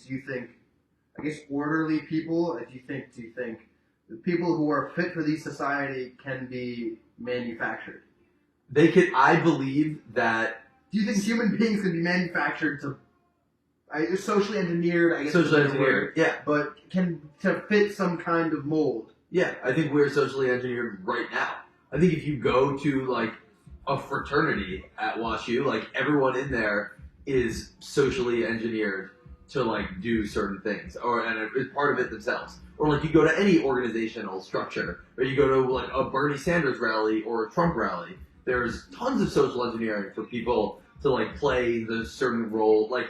It's all everything in our lives, or not every, but a lot of things in our lives are the result of social engineering, even if it's unconscious and not intentional social engineering. And some stuff is intentional, like advertising is very intentional. But I just imagine, like, I think the riskiest time is like when there's only like 1 or 2 societies. Like there's a lot of chance of like shit going down and the experiment failing, but like once there's 10, 20, like if individual societies stop working and they split up or whatever happens, like not the worst thing in the world. So survival of the fittest. I guess part of why I don't see this working is just like my own personal biases, because I'm the kind of like I reject groups pretty ubiquitously. I reject like the concept I reject the concept of like groups in like the modern world, in that like there's a lot of scenarios where it's like people join groups and then they become the group rather than being an individual within the group. And I think that's extremely, extremely prevalent. And I'm value individualism. Like I value being Zach Spilo above being any other single thing. Like I would rather be myself away from any group than belong to a group and then lose that. Yes. So okay. I think that kind of bias makes it so. Like I guess part of what makes me think that this wouldn't work is that I think I wouldn't work in this. That's a good way to phrase it. You know? I think it's highly likely that I also wouldn't work in this, and that most people in our society would not work in this right now, and that's okay. I don't think that as long as there's enough people, and I'm convinced in a society of 300 million people, I'm convinced I could probably find 50 people on my own that would be good fits for this, that would be willing to do this.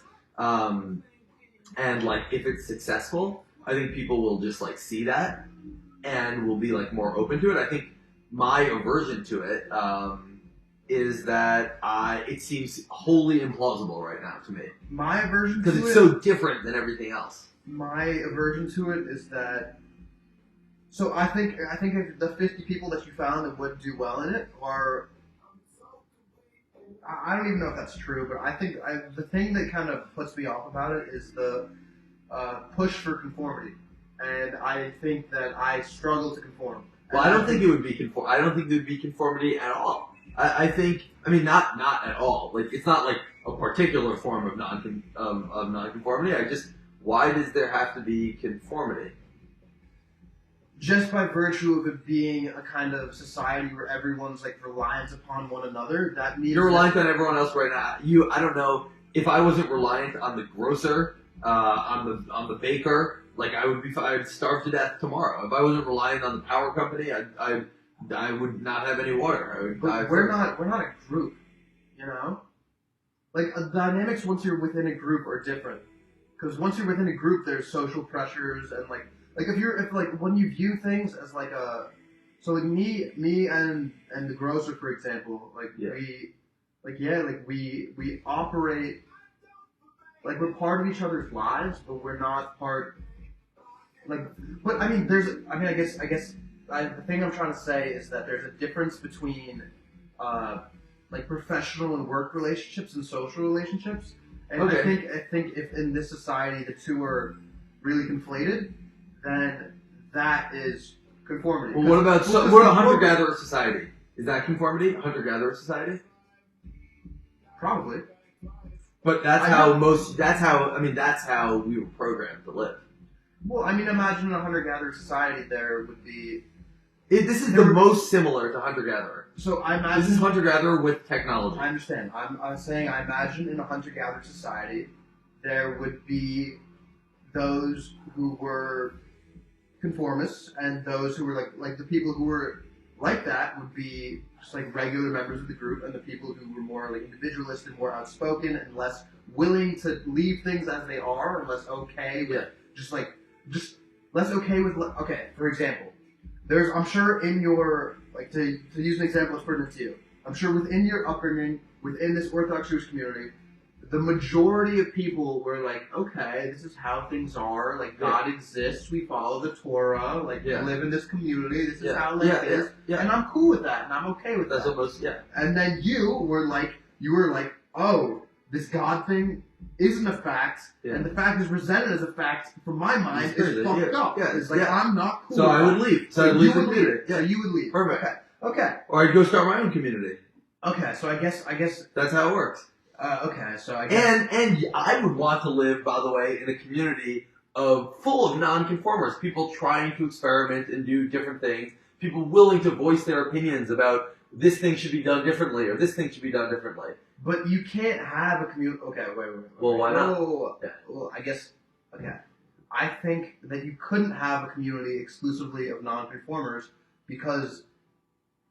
It would be very individualistic. Because society needs balance. You need to have people who are like us, who like to think very independently and very abstractly and really question everything. Sure, And we would probably be planners. We'd probably be part of the planners, and we would be sitting there having the debates. We'd be having debates over what the ideal plan should be. But but you also need people who just like go with the flow and are like, you know what, like I'm gonna like work this job. That's and gonna be the majority of the populace. That is the majority of the populace. Perfect. But like even more so. The thing is, so that's why you can't have a community of just people who are, because if you and I both founded our own societies, I imagine they would be really different. Yeah. And that isn't a bad thing. And honestly, part of me imagines that yours would work way better. But like, I mean, that's just conceptually, I think that yours might work a lot better. But I think they would be really different. In practice, that might not go that way. Yeah, they might be not so different. But the fact that, so like, let's say the two of us were in a community together, and let's say the two of us were on the board of that planning committee. Yeah. Like, there would be disagreements, which I guess is a good thing. It's a good thing. But like, if we're unable to remedy them, then we split up. Sure. Yeah. And that's the solution. The solution is to split, and like if they're diametrically opposed, right? Like, if you are like, we need to make everyone a vegan, right? And I'm like, no, like we should have like meat, and you're like, no, like I'm morally opposed to like people in the community. In reality, probably would be flipped. Yeah, I know. I'm making a joke. Like then. Whichever one of us like wins out or loses out might just be like, okay, like this is no longer like the place where I want to be, and that's the point of having freedom. You would go either start your own community or find a community that's more closely aligned with your values. And the idea would be there would be tons of communities that have like every little different type of niche fulfilled, right, in the fully ideal world. That like you can then go find your community, and a lot of communities would be super standard, basic, like pick it off the shelf. We just like a lot of conform, and some would be completely different than that. And some of those experiments would fail, probably many of them, but some of them would work really well, and those might then impact all the standard models. And then within those, there might be more people who are more radical, and they would shoot out and create their own communities, and some would work and some wouldn't, and kind of an evolutionary type cycle. Okay, so let's just go back and say, like, the two of us are on a planning committee together. Yeah. And we disagree, and we can't come to a point where we agree that there is a single right path of how to proceed forward. Yeah. And then, so that leads to us splitting, okay? Yeah. So whichever one of us does not get the majority. Yeah, well, fine. Where the majority person stays, and you would go and take your followers Doesn't matter. Yeah. Anyways, so if you're in a community that's filled with people who think the way we think, not even in terms of having the same views as us, in terms of thinking about the world in a way that's extremely analytical, and that you're thinking about all the details, and then you come to different conclusions, and it's totally cool. Like, I love that people come to different amazing. Like, that's my favorite thing in the world, personally. That's I love that. But that's what makes life interesting. If you're in a community where everyone is like that, then you can't work. Like, because you're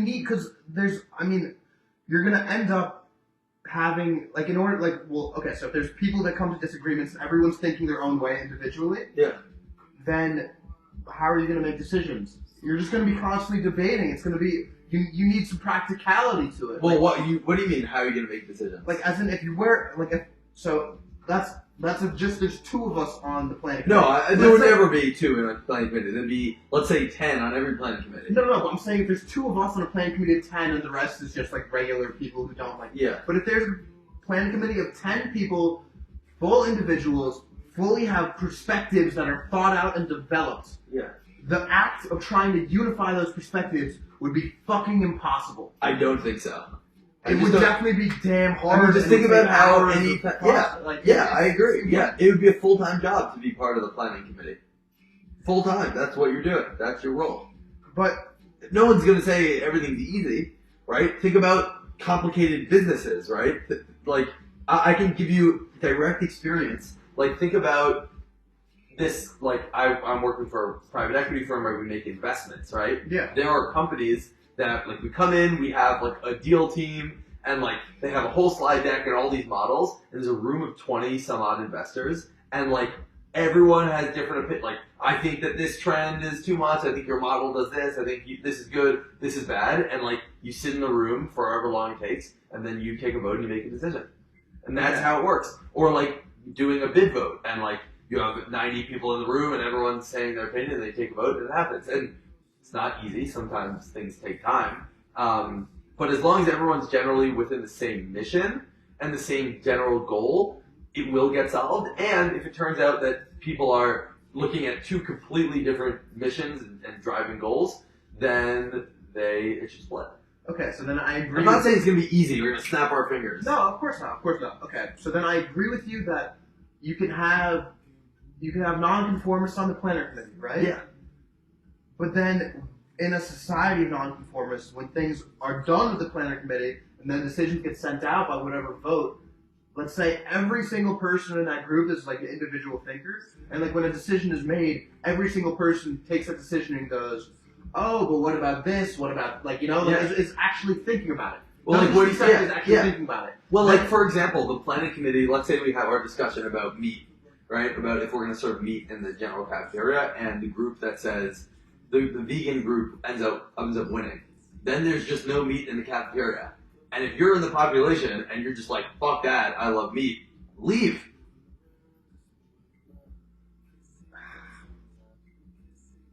And if the meat people win and you're a vegan and you're repulsed by seeing people eat meat and you can't deal with it, also leave.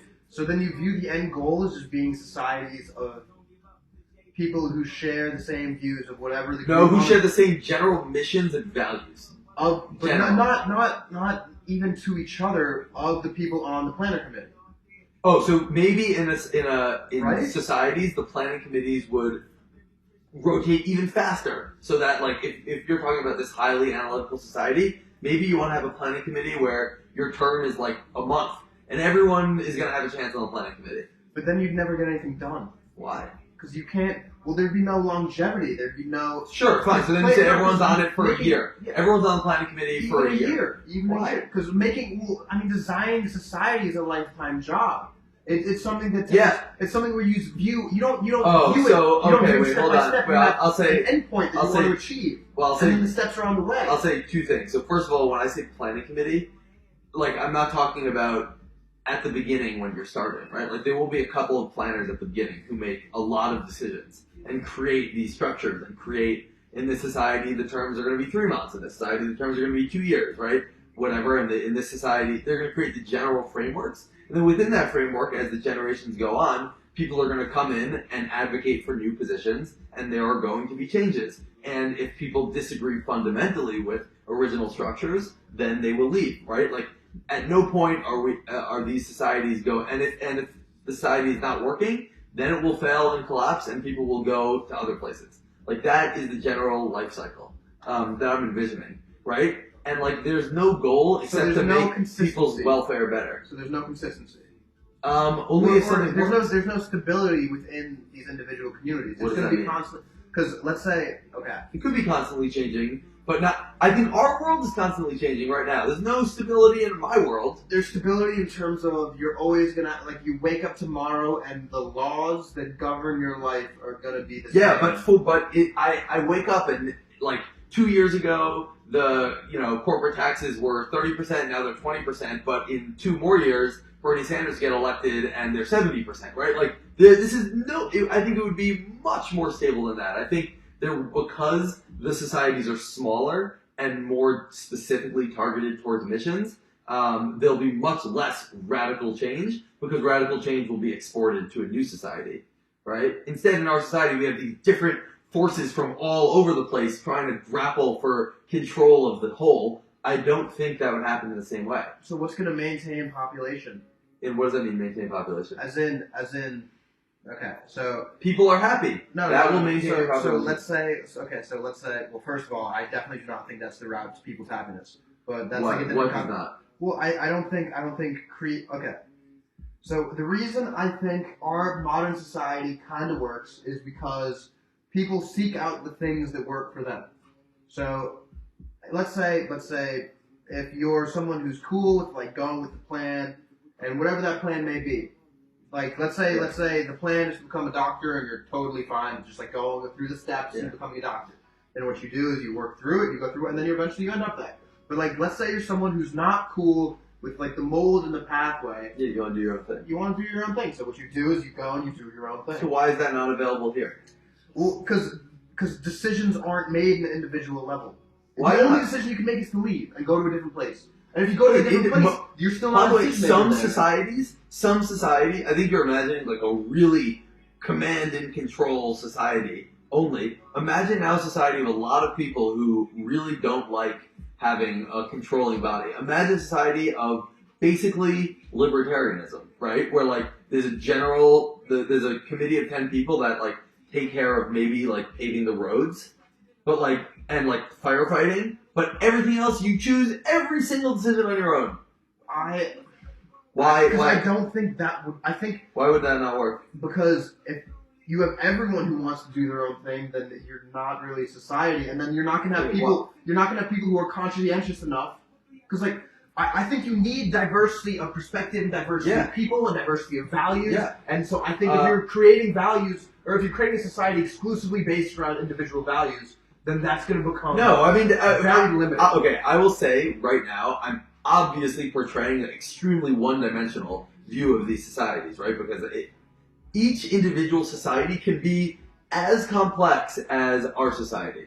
There's no reason why it wouldn't be. I'm portraying extreme values, right? Like, I imagine there will be millions of societies on a spectrum between almost completely command and control and like almost full libertarianism, and everything in between, every combination of different values on more than just like libertarian communism, like on way more than that spectrum, right? You can have almost infinite type spectrums of like prioritizing athletics, prioritizing music, prioritizing like any types of things, right? Like anything, like education systems, healthcare systems, just like every potential combination you could have, right? You could have, even if I could come up right now with a list of like 20 different factors that a society could be different on, and then the chance that any individual society would be, like, each unique society, in order to hit all 20 of the buckets, would be 5% to the 20th power, which is like an infinitesimally small amount. That, like, there'll be a lot of different niches,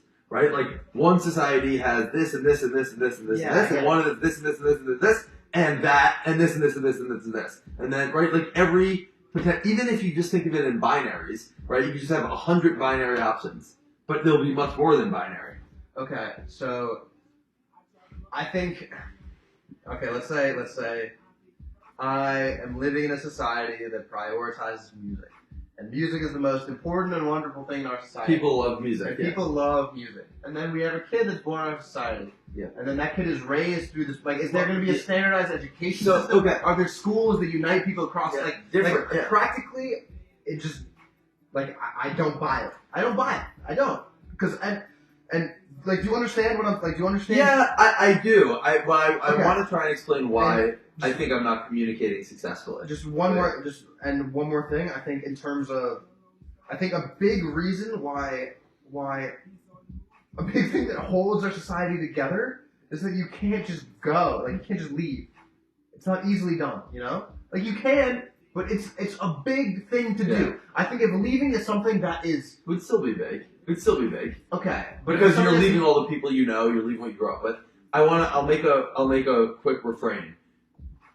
I would not want any individual societies to say, like, you have to be musically educated or else, like, you're fucked. I'm saying, like, have a higher priority towards music, or, like, just do, like, more music in their education system. But does that mean there's some basis of education, like, there's some consistency across every society? You might want to say... There needs to be something that's, like, there needs to be some, because... Yeah, you might want to have a common language or math. Well, yeah, but if I'm going to go pee again. I have to keep drinking all this tea. I'll be right back. Should I pause or no? No, we'll just kind of... Okay.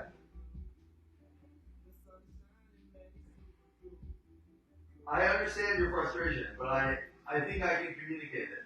No, but I'm just saying, like, if I am a musical person and I go live with other musical people, and then suddenly, like, oh, like, we are all, like into that, and, like, we think that's the most important and lovely thing in life, then we raise kids just exclusively teaching them music or whatever, or teaching them, like, things from our area of expertise, and those kids across the board are going to be one-dimensional and fucked up. across the board, no matter what your society is. Do you think? Okay, No matter what your literally, no matter what. If it's a society that's created around one ideal, then it's gonna be a bad society. I in my don't mind. think any societies will be one ideal. I think So then you can't say you're gonna have a society that likes music or a society that likes art. Like, no. Okay, I'm painting the picture extremely one that. All right, let's just. in my mind, it doesn't work. Okay, I understand now. I think what you're saying, right? I agree. If there was a society that was like, our whole thing is we like music. Come here because we like music. Of course that wouldn't work. That's a stupid fucking society. Yeah. I am saying a society that has hundreds of categories filled. Like, we like this, we like this, we like this, we like this. And, like, we're a little different than the society next door. Because, like, they like art a little more than we like art. And we like music a little more than they like music. The society next door likes sports a little more than we like that. So the difference you're describing is the difference between, like, LA and New York, right? Imagine, like, hundreds of criteria, right? You have music, you have art, you have sports, you have history, you have finance, you have like interior design, you have like architecture, you have like I don't know, you can have a million different subjects, right? And each one there's a spectrum by how much you care about this, how much you care about this, how much you care about this. What I'm saying, and like in terms, this is just we're talking about education, right? Each one could have slightly different education systems.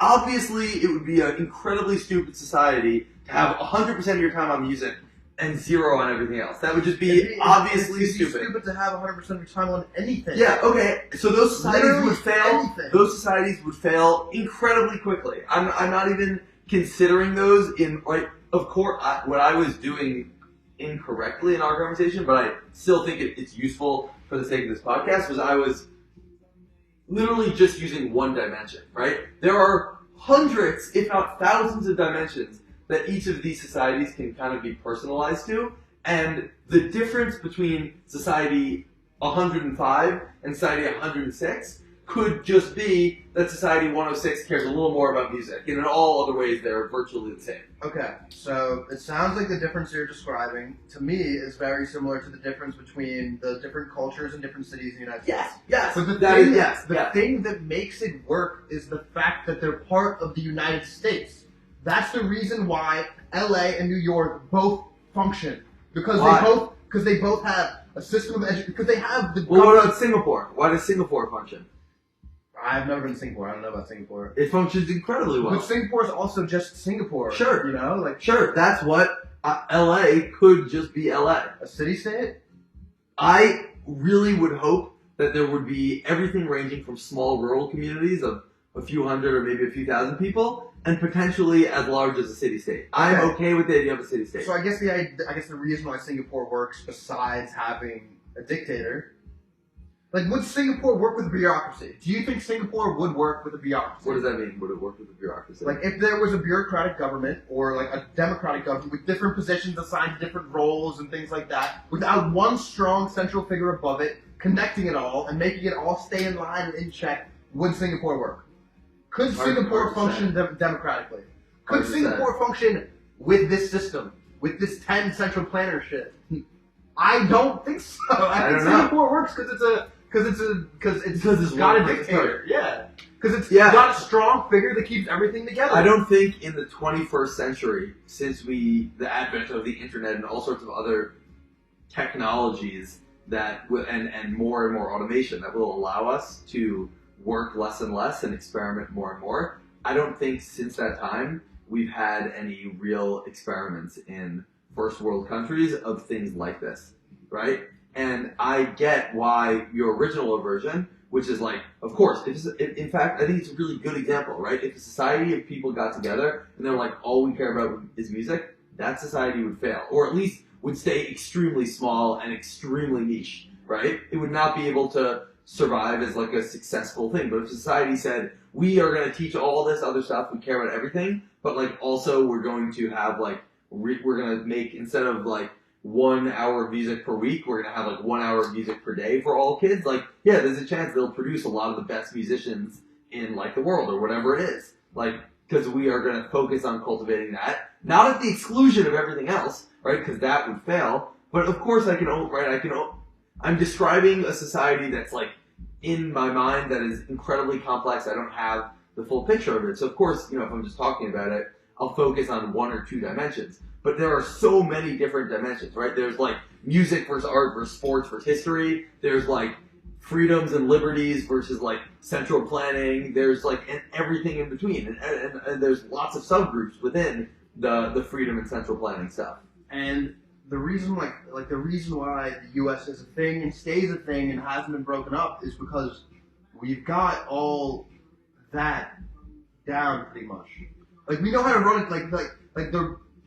Okay, so on like things that are policies that are like fungible and like you can switch out and things like that, like that's where we have debates. But the reason why the U.S. works as the U.S. is because like the infrastructure is laid down and it's been laid down over the course of so many hundreds of years. I would argue that we can't transition to this because there's been so much time and effort. Like a society has been created. Like it's not something that's just like bam, done. I'm not saying bam. Okay, so I'm not saying bam. I mean, you just need to think about the fostering of. Think about this. Think about how the United States started. First of all, I would say the United States has not been around for a long time. By any stretch of the imagination. Very short period. And right now, I agree with that too. And right now, I think more clearly than ever, there are fundamentally opposing visions of what the society should look like in our country. Like fundamental opposition between mandatory healthcare for all and the government should not be involved in healthcare. That is a massive division. I don't think that's fundamental. How? How is that not? I think fundamental is would be what? Is like I think like all kids should be like educated in schools, and the other one is like I think all kids should be raised in the mountains. But I think that's a fundamental difference. Okay, but I would argue that that's somewhat of a straw man in the same way that the society that only looks at music is a straw man, because like that's not going to survive. Like I'm talking about successful memes, right? Like I think that the way that the U.S. started was a bunch of really small communities, exactly like this. Small colonies with a few hundred people came and were doing kind of their own thing, and there were like pilgrims in some areas, there were like Quakers in some areas, like different people were doing different things, and then the societies were growing and they formed states, and then the states got together and became one country in the Revolutionary War. And then it continued expanding, and that all is the history of the past 200 years. But the way it originally started was something kind of like this. But the reason that could start is because it was under the banner of a different nation. Because there was a different country that had the systems in place that was functional, and then so I guess the only way this could work is if suddenly cities started putting the work in now to like develop. Wait, no, I'm telling you how this would happen. Is someone with $10 million, like let's say I make $10 million, I will buy land in Wyoming, still fully operate. In fact, I will openly admit that I will be in some ways robbing from the public good, in that me and probably a lot of the other people that start the societies like used the amazing educational facilities in America to our advantage. Like, I am not going to deny that, right? We did. And if you ask me right away, would we be able to create an education system that could match that? I would say no. In fact, I would say if I were to start a society in, let's say, 10 years, once I have kids and they're up to the age of like 15, 16, 17, I would encourage them to go to an American university. Because I don't think we'll be able to build that capability like with the snap of a finger. No, that being said, hundreds of years. Well, like, maybe not hundreds, but it takes the time and it takes resources. Yeah. And so those are things I'm openly willing to admit. But I still don't see, like, if I went with $10 million, bought a ton of land in Wyoming, and then had the 50 people come and we start building buildings there to live in. We create farms and we start producing food for ourselves. I don't see where the fatal flaw is. I don't see why you think it will collapse. Like, let's start really small. Like, I go to Wyoming, I have $10 million, and I buy a lot of land, and then we start putting up buildings, and like... Okay, so, in order for the U.S. Also, our music fell. But let's keep going for a little more if you're down. Okay, so Okay. I think the fatal flaw is exactly where it came. Like, in order for the U.S. to become the U.S., it took a violent revolution. It took a war. So, and do you think when you started this community, and let's say like you work for like hundreds of years or whatever, however long, it's like a multi-generational project, and eventually you have enough infrastructure developed to be self-sustaining within your little space. And then I mean, I think in 20 years, you just secede from the United States. You just send a petition. Oh, and go, okay. So I don't want to go and go. I don't want to pay taxes to you. I don't want to be a part of you. I want to be my own thing. Yeah. Give me like, okay. and So I own this land. Are you going to just like how? Yeah. Super practical question. I don't know that answer, but I don't think that's a fatal flaw in any way, shape, or form, because I think as long as the society is producing enough money that it can pay its property taxes, right? Because we are not having any regular like salaries or things, like our tax exposure would be extremely limited, basically just towards property tax. Because we're not like producing outside goods to sell, we're literally subsistence farming, and you're not taxed on that. Like if you have a garden in your backyard and you make food and you eat it, you're not taxed on it, right? So there'd be no like that means very low tax burden. But that's so regressive. Why would you want your society to be like that? What do you mean? In terms of like, why would you want your like? I would get rid of money. I would basically get rid of money. In my ideal, your ideal might be very different. I'm just saying you're too smart of a guy to be living on a farm with a fucking hoe. No, but corn. I don't think that'd be a waste of Ben. That's so dumb, dude. That's so stupid. Okay. That'd be such a waste. Like you stand to make more benefit trying to like join the government here. Like, why would you start your own society that have to start from the ground up? It just makes no sense. So for the long goal, but like you won't see it through. Can I give you homework to read Walden too? Yeah, okay, sure. Cool. Well, you have to have an open mind to it. Yeah, I have an open mind to this too. I just don't buy it. Yeah, like, so I'm not rejecting it by premise. I'm rejecting it on practical issues. So I do not doubt that when I'm setting up the society at the beginning, or let's say I were to do this, not that I am. But if I were to do that, personally, I hope you don't. I think you do way bigger things. There's other things. But there's no doubt that I'd probably spend a lot of time doing like more menial tasks, like putting up buildings and things like that.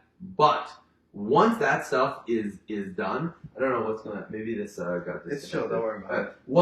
Once all the basic stuff got done, like I would, if I were like Frasier in Walden 2. Like his role was basically, I'm a kind of benevolent dictator of this society, right? He was on one of the planners, and then he ended up stopping. But he was like, "This is my baby, this community. There are now hundreds of people here, and like what I'm spending my everyday doing is I'm like working on figuring out like, hey, how is everyone's life going? Like, how can we make improvements? Like, oh, like you notice like this or that about the food, or this or that about the education system, and like."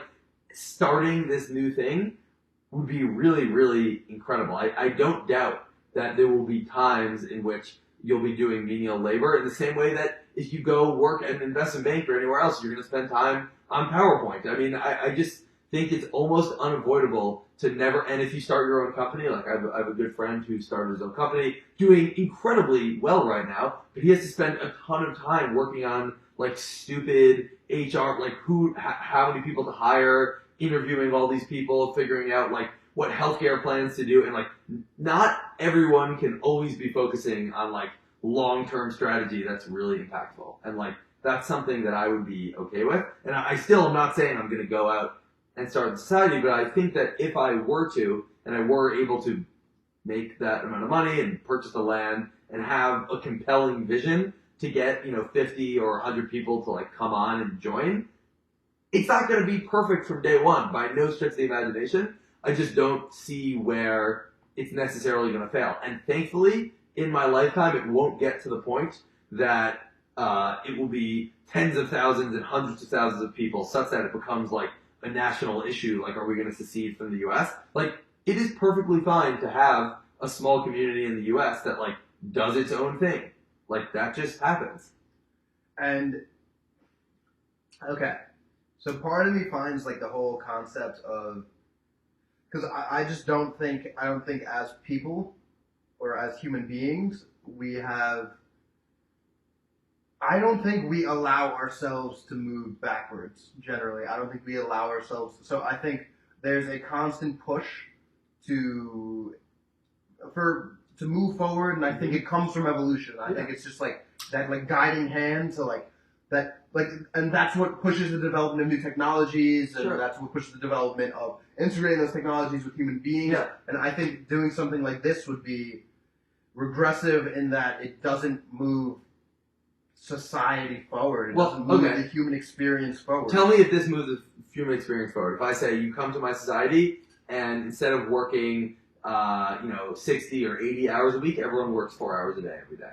How is that not pushing society or the human experience forward? Because how is it?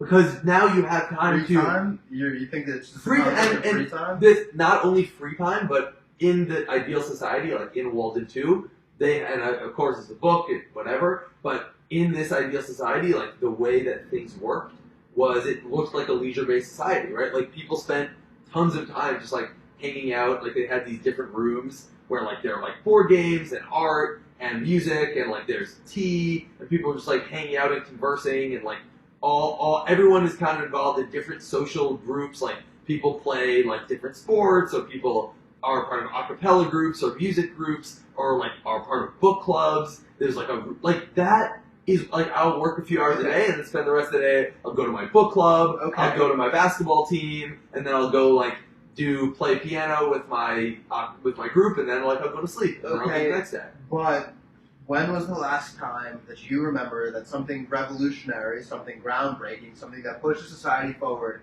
happened as a side gig?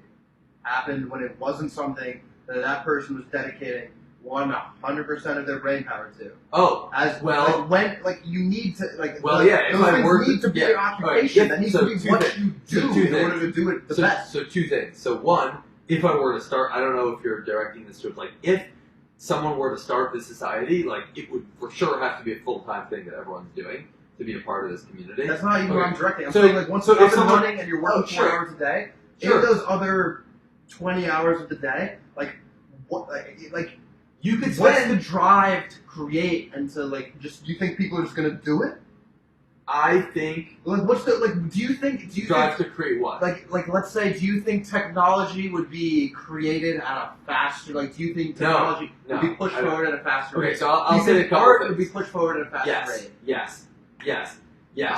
Because art should not be driven by the profit motive. Artists have... Think about like the best art, the biggest leaps forward in art ever were done completely outside of the profit motive, right? They were people like Michelangelo that were literally subsidized by the Catholic Church, not to go out and sell their work to other people, but they had lots of money. Or like Mozart, right? Like the family, or Bach, like these families had lots of money, so the kids could stay home all day and like compose music and make art. Like that is the ideal to push those things forward. If you're asking about just technology, it's hard to say. Like in Walden 2, like you could probably have people as a job, like working in all these scientific labs, like working on curing diseases or working on these new types of things.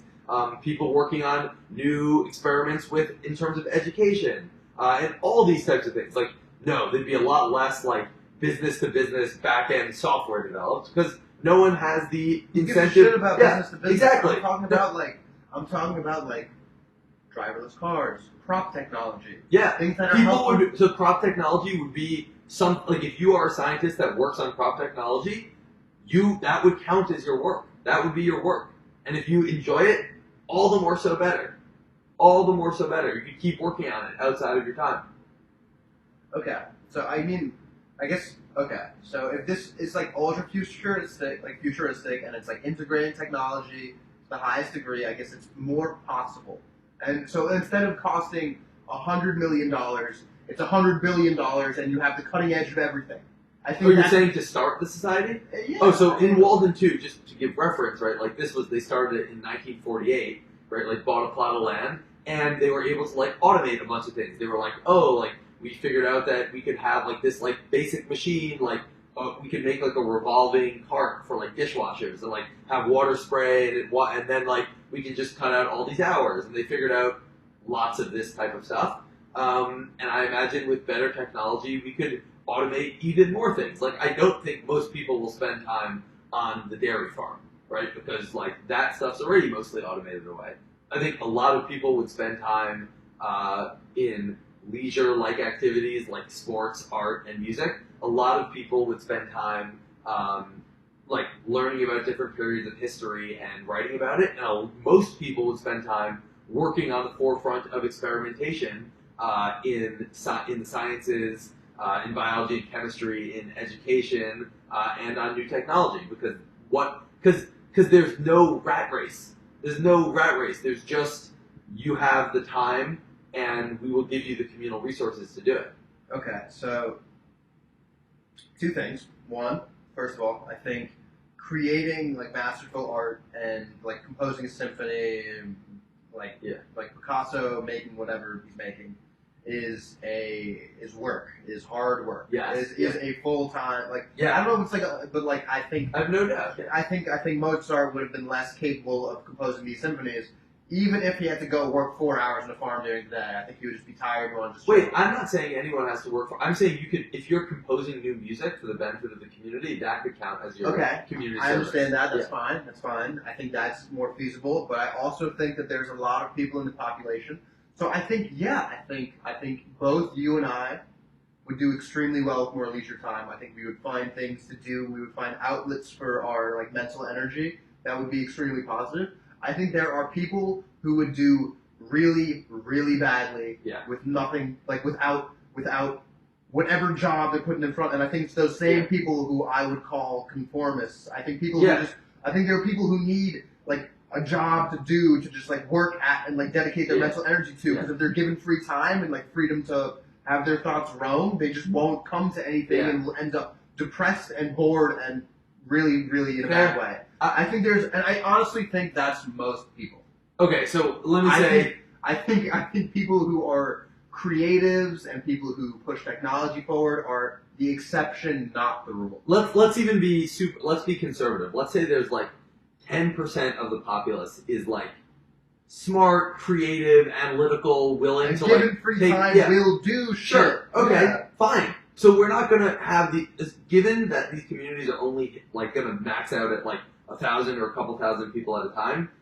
We're generations away from when we have to face the problem of what do we do with all the people who work at McDonald's and are truck drivers, right? Where I am not aiming right now to that part. This community is not solving their problems right now.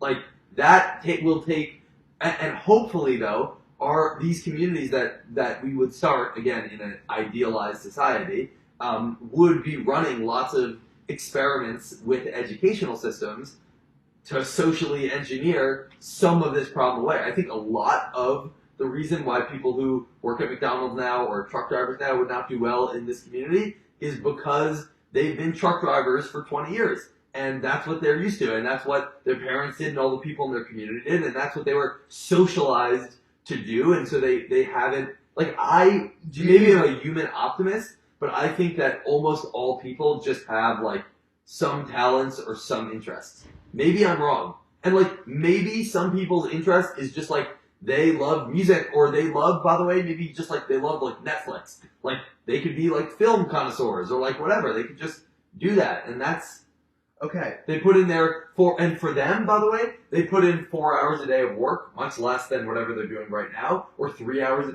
in Walden 2 is 2 hours a day. Right? You do your 2 hours a day of they like paint a wall or like clean something, and then they can sit back and watch Netflix all day.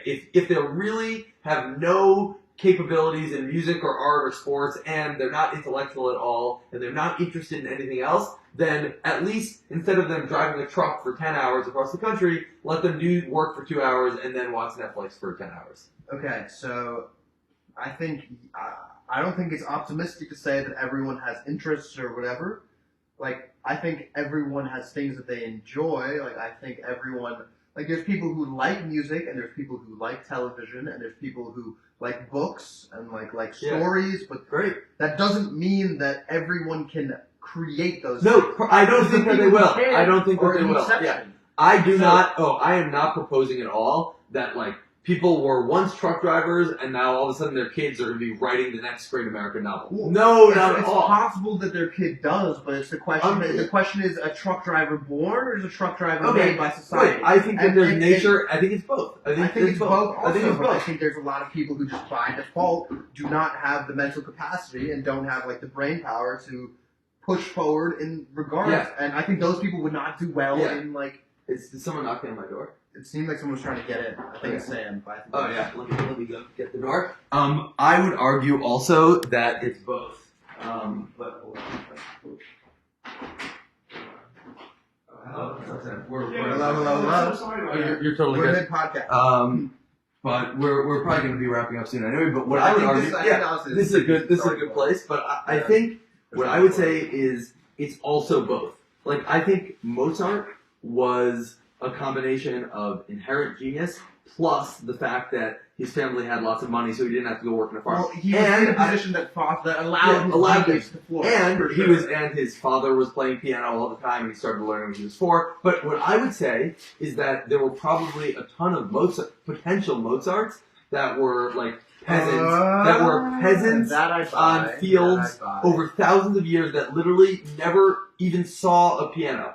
And you think in this would just be an environment to foster more development of that. Not that everyone is going to be a genius creator, just that you think you think there's more than I think there is, and given the opportunity, like there would be a greater number of even a few more people. Yeah. Even a few more people will be able to create, and for people who can't create, at least let them not be at the behest of the capitalist system where they're working, driving a truck across the country for $10 an hour. Let them work for 3 or 4 hours and clean. But then what are they going to do to structure their time? I guess just appreciate all the shit that's done by the creative people. Appreciate the shit done by the creative people, and what do they do with their time now? They watch 2 hours of Netflix or sports or whatever, and then they have to go to sleep. So now they'll watch 8 hours of Netflix or sports.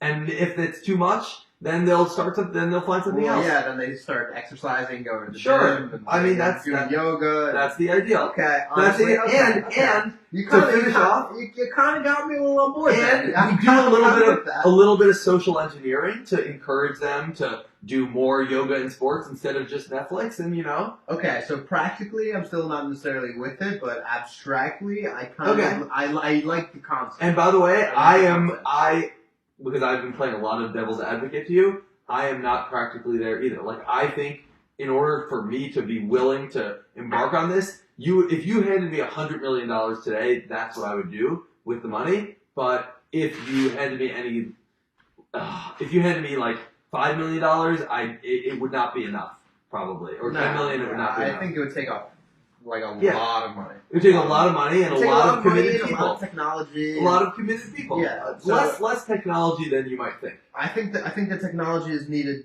in order to make it so. In order to generate the leisure. So what I didn't realize from the beginning is technology is used to generate the leisure time. No, I didn't realize. What I didn't realize, or what I didn't feel was clear, was that the goal was leisure time, and the goal of leisure time was the propelling of culture.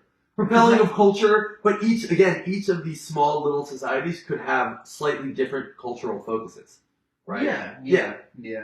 And then there could be a great culture. I don't you know. can have the internet as a medium. I don't necessarily buy that the model that you drew out is the best model, but I do. You at least get one small individual society that would work. I understand how it would work. I'm just not saying What I'm saying is I don't necessarily think it would work how you explain it would work, because I think there are things that probably not. I think that people would just operate differently than the model. So I would be radically amazed if everything worked even 80% of how I just said. I just don't think I disagree with the model. What I agree with is the concept. I agree that the concept of enhanced leisure time would promote creative thinking and would allow people who didn't have. Perfect. I think that is the goal. Okay, so I agree that the goal of increased leisure time for human beings is a good thing. I agree. So I'm fully on board. I'm fully on board. Perfect. I couldn't be more on board. What I will say is the thing that I like about this podcast as opposed to doing, because I was going to write a long blog post about this, but people wouldn't get it. It would be too long. I'm glad we were able to have this back and forth, and I think that we were able to move from like a more one-dimensional. I think we got really bogged down in the model for a minute there, and I wasn't. But I was honestly okay with the fact that we talk through what a very one-dimensional model would look like. Like, Yeah. oh, only music, right? Of course, only music would fail, Yeah. right? But like, I think that's part of the system, right? Like, people would experiment. I'm sure there would be people who are like, no, it actually is only music. Okay. And they would try it and it would probably fail. But maybe someone's like, oh, like it should be more music, and they might be onto something. And then society or societies, each individual one would adapt. So the biggest praise I can give the biggest The praise, committee, yeah. the biggest praise I can give it is that you thought that the goal of increased leisure time would be an extremely beneficial thing for humanity. Yeah. And Yes. then the next thing you did is you thought, how do we make that happen? Yeah. And this is the result, and I don't necessarily buy the result. I don't. But Yeah. I think the fact that you're taking this abstract concept and trying to find a way to make it a reality is a really wonderful and beautiful thing. And Yeah. I applaud you for that. I think that's I appreciate that. I think that's outstanding. And I also am not convinced that this will work ever, or even if it ever works, that it will always work, or that I'm it not will work convinced now. that it's I something mean, that I'm not it's a convinced, scheme yeah. that I think makes sense, but I think it's aimed at, and again, I would hope that, like, right, this society I depicted here is 3 million people. In America, we could run 100 different types of schemes for each group of 3 million people, to figure out what the best way to organize So is. I just don't know if I buy that. Like, so I think it's a lovely goal, and the goal of increased leisure and increased creativity. I just don't know if it could ever happen, because my current conception of humanity is that there needs to be balance, and there needs to be people who are less like creatively oriented, who do the menial jobs. There needs to be a balance of people who are go with the flow, conformist kind of people, and there needs to be people who are really out there. And I think you need to have both in order for things to work. Yeah.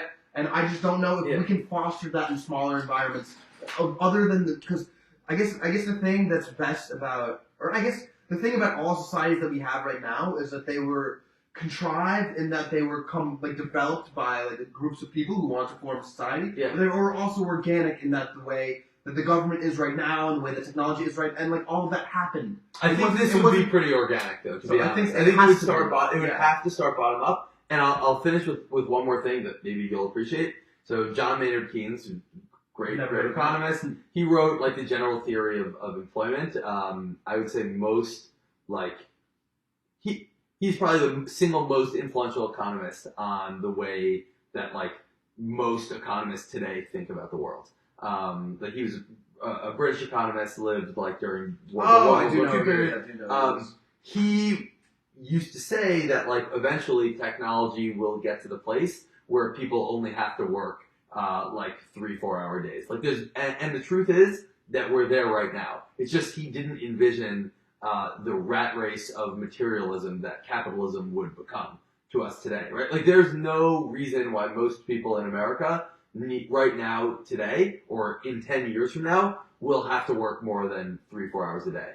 Except for the fact of greater and growing material want. And I think together with the leisure-based society, there would be some, because it, like, the reason why I am more attached to a more communist, like, the reason why my individual bubble would be more aligned towards communism is because I am anti-materialism in a lot of ways. Like, I don't want money to exist in my society as like the driving factor in the way that it does in America today, because I think that money existing in America in the way that it does today is what causes people to not take as much leisure time as they could have. So for my mind, there's a difference between just like straight materialism and also, because I think true luxury, and available luxury, as in luxurious like luxury goods being widely available, as in there being brands that are like luxury technology,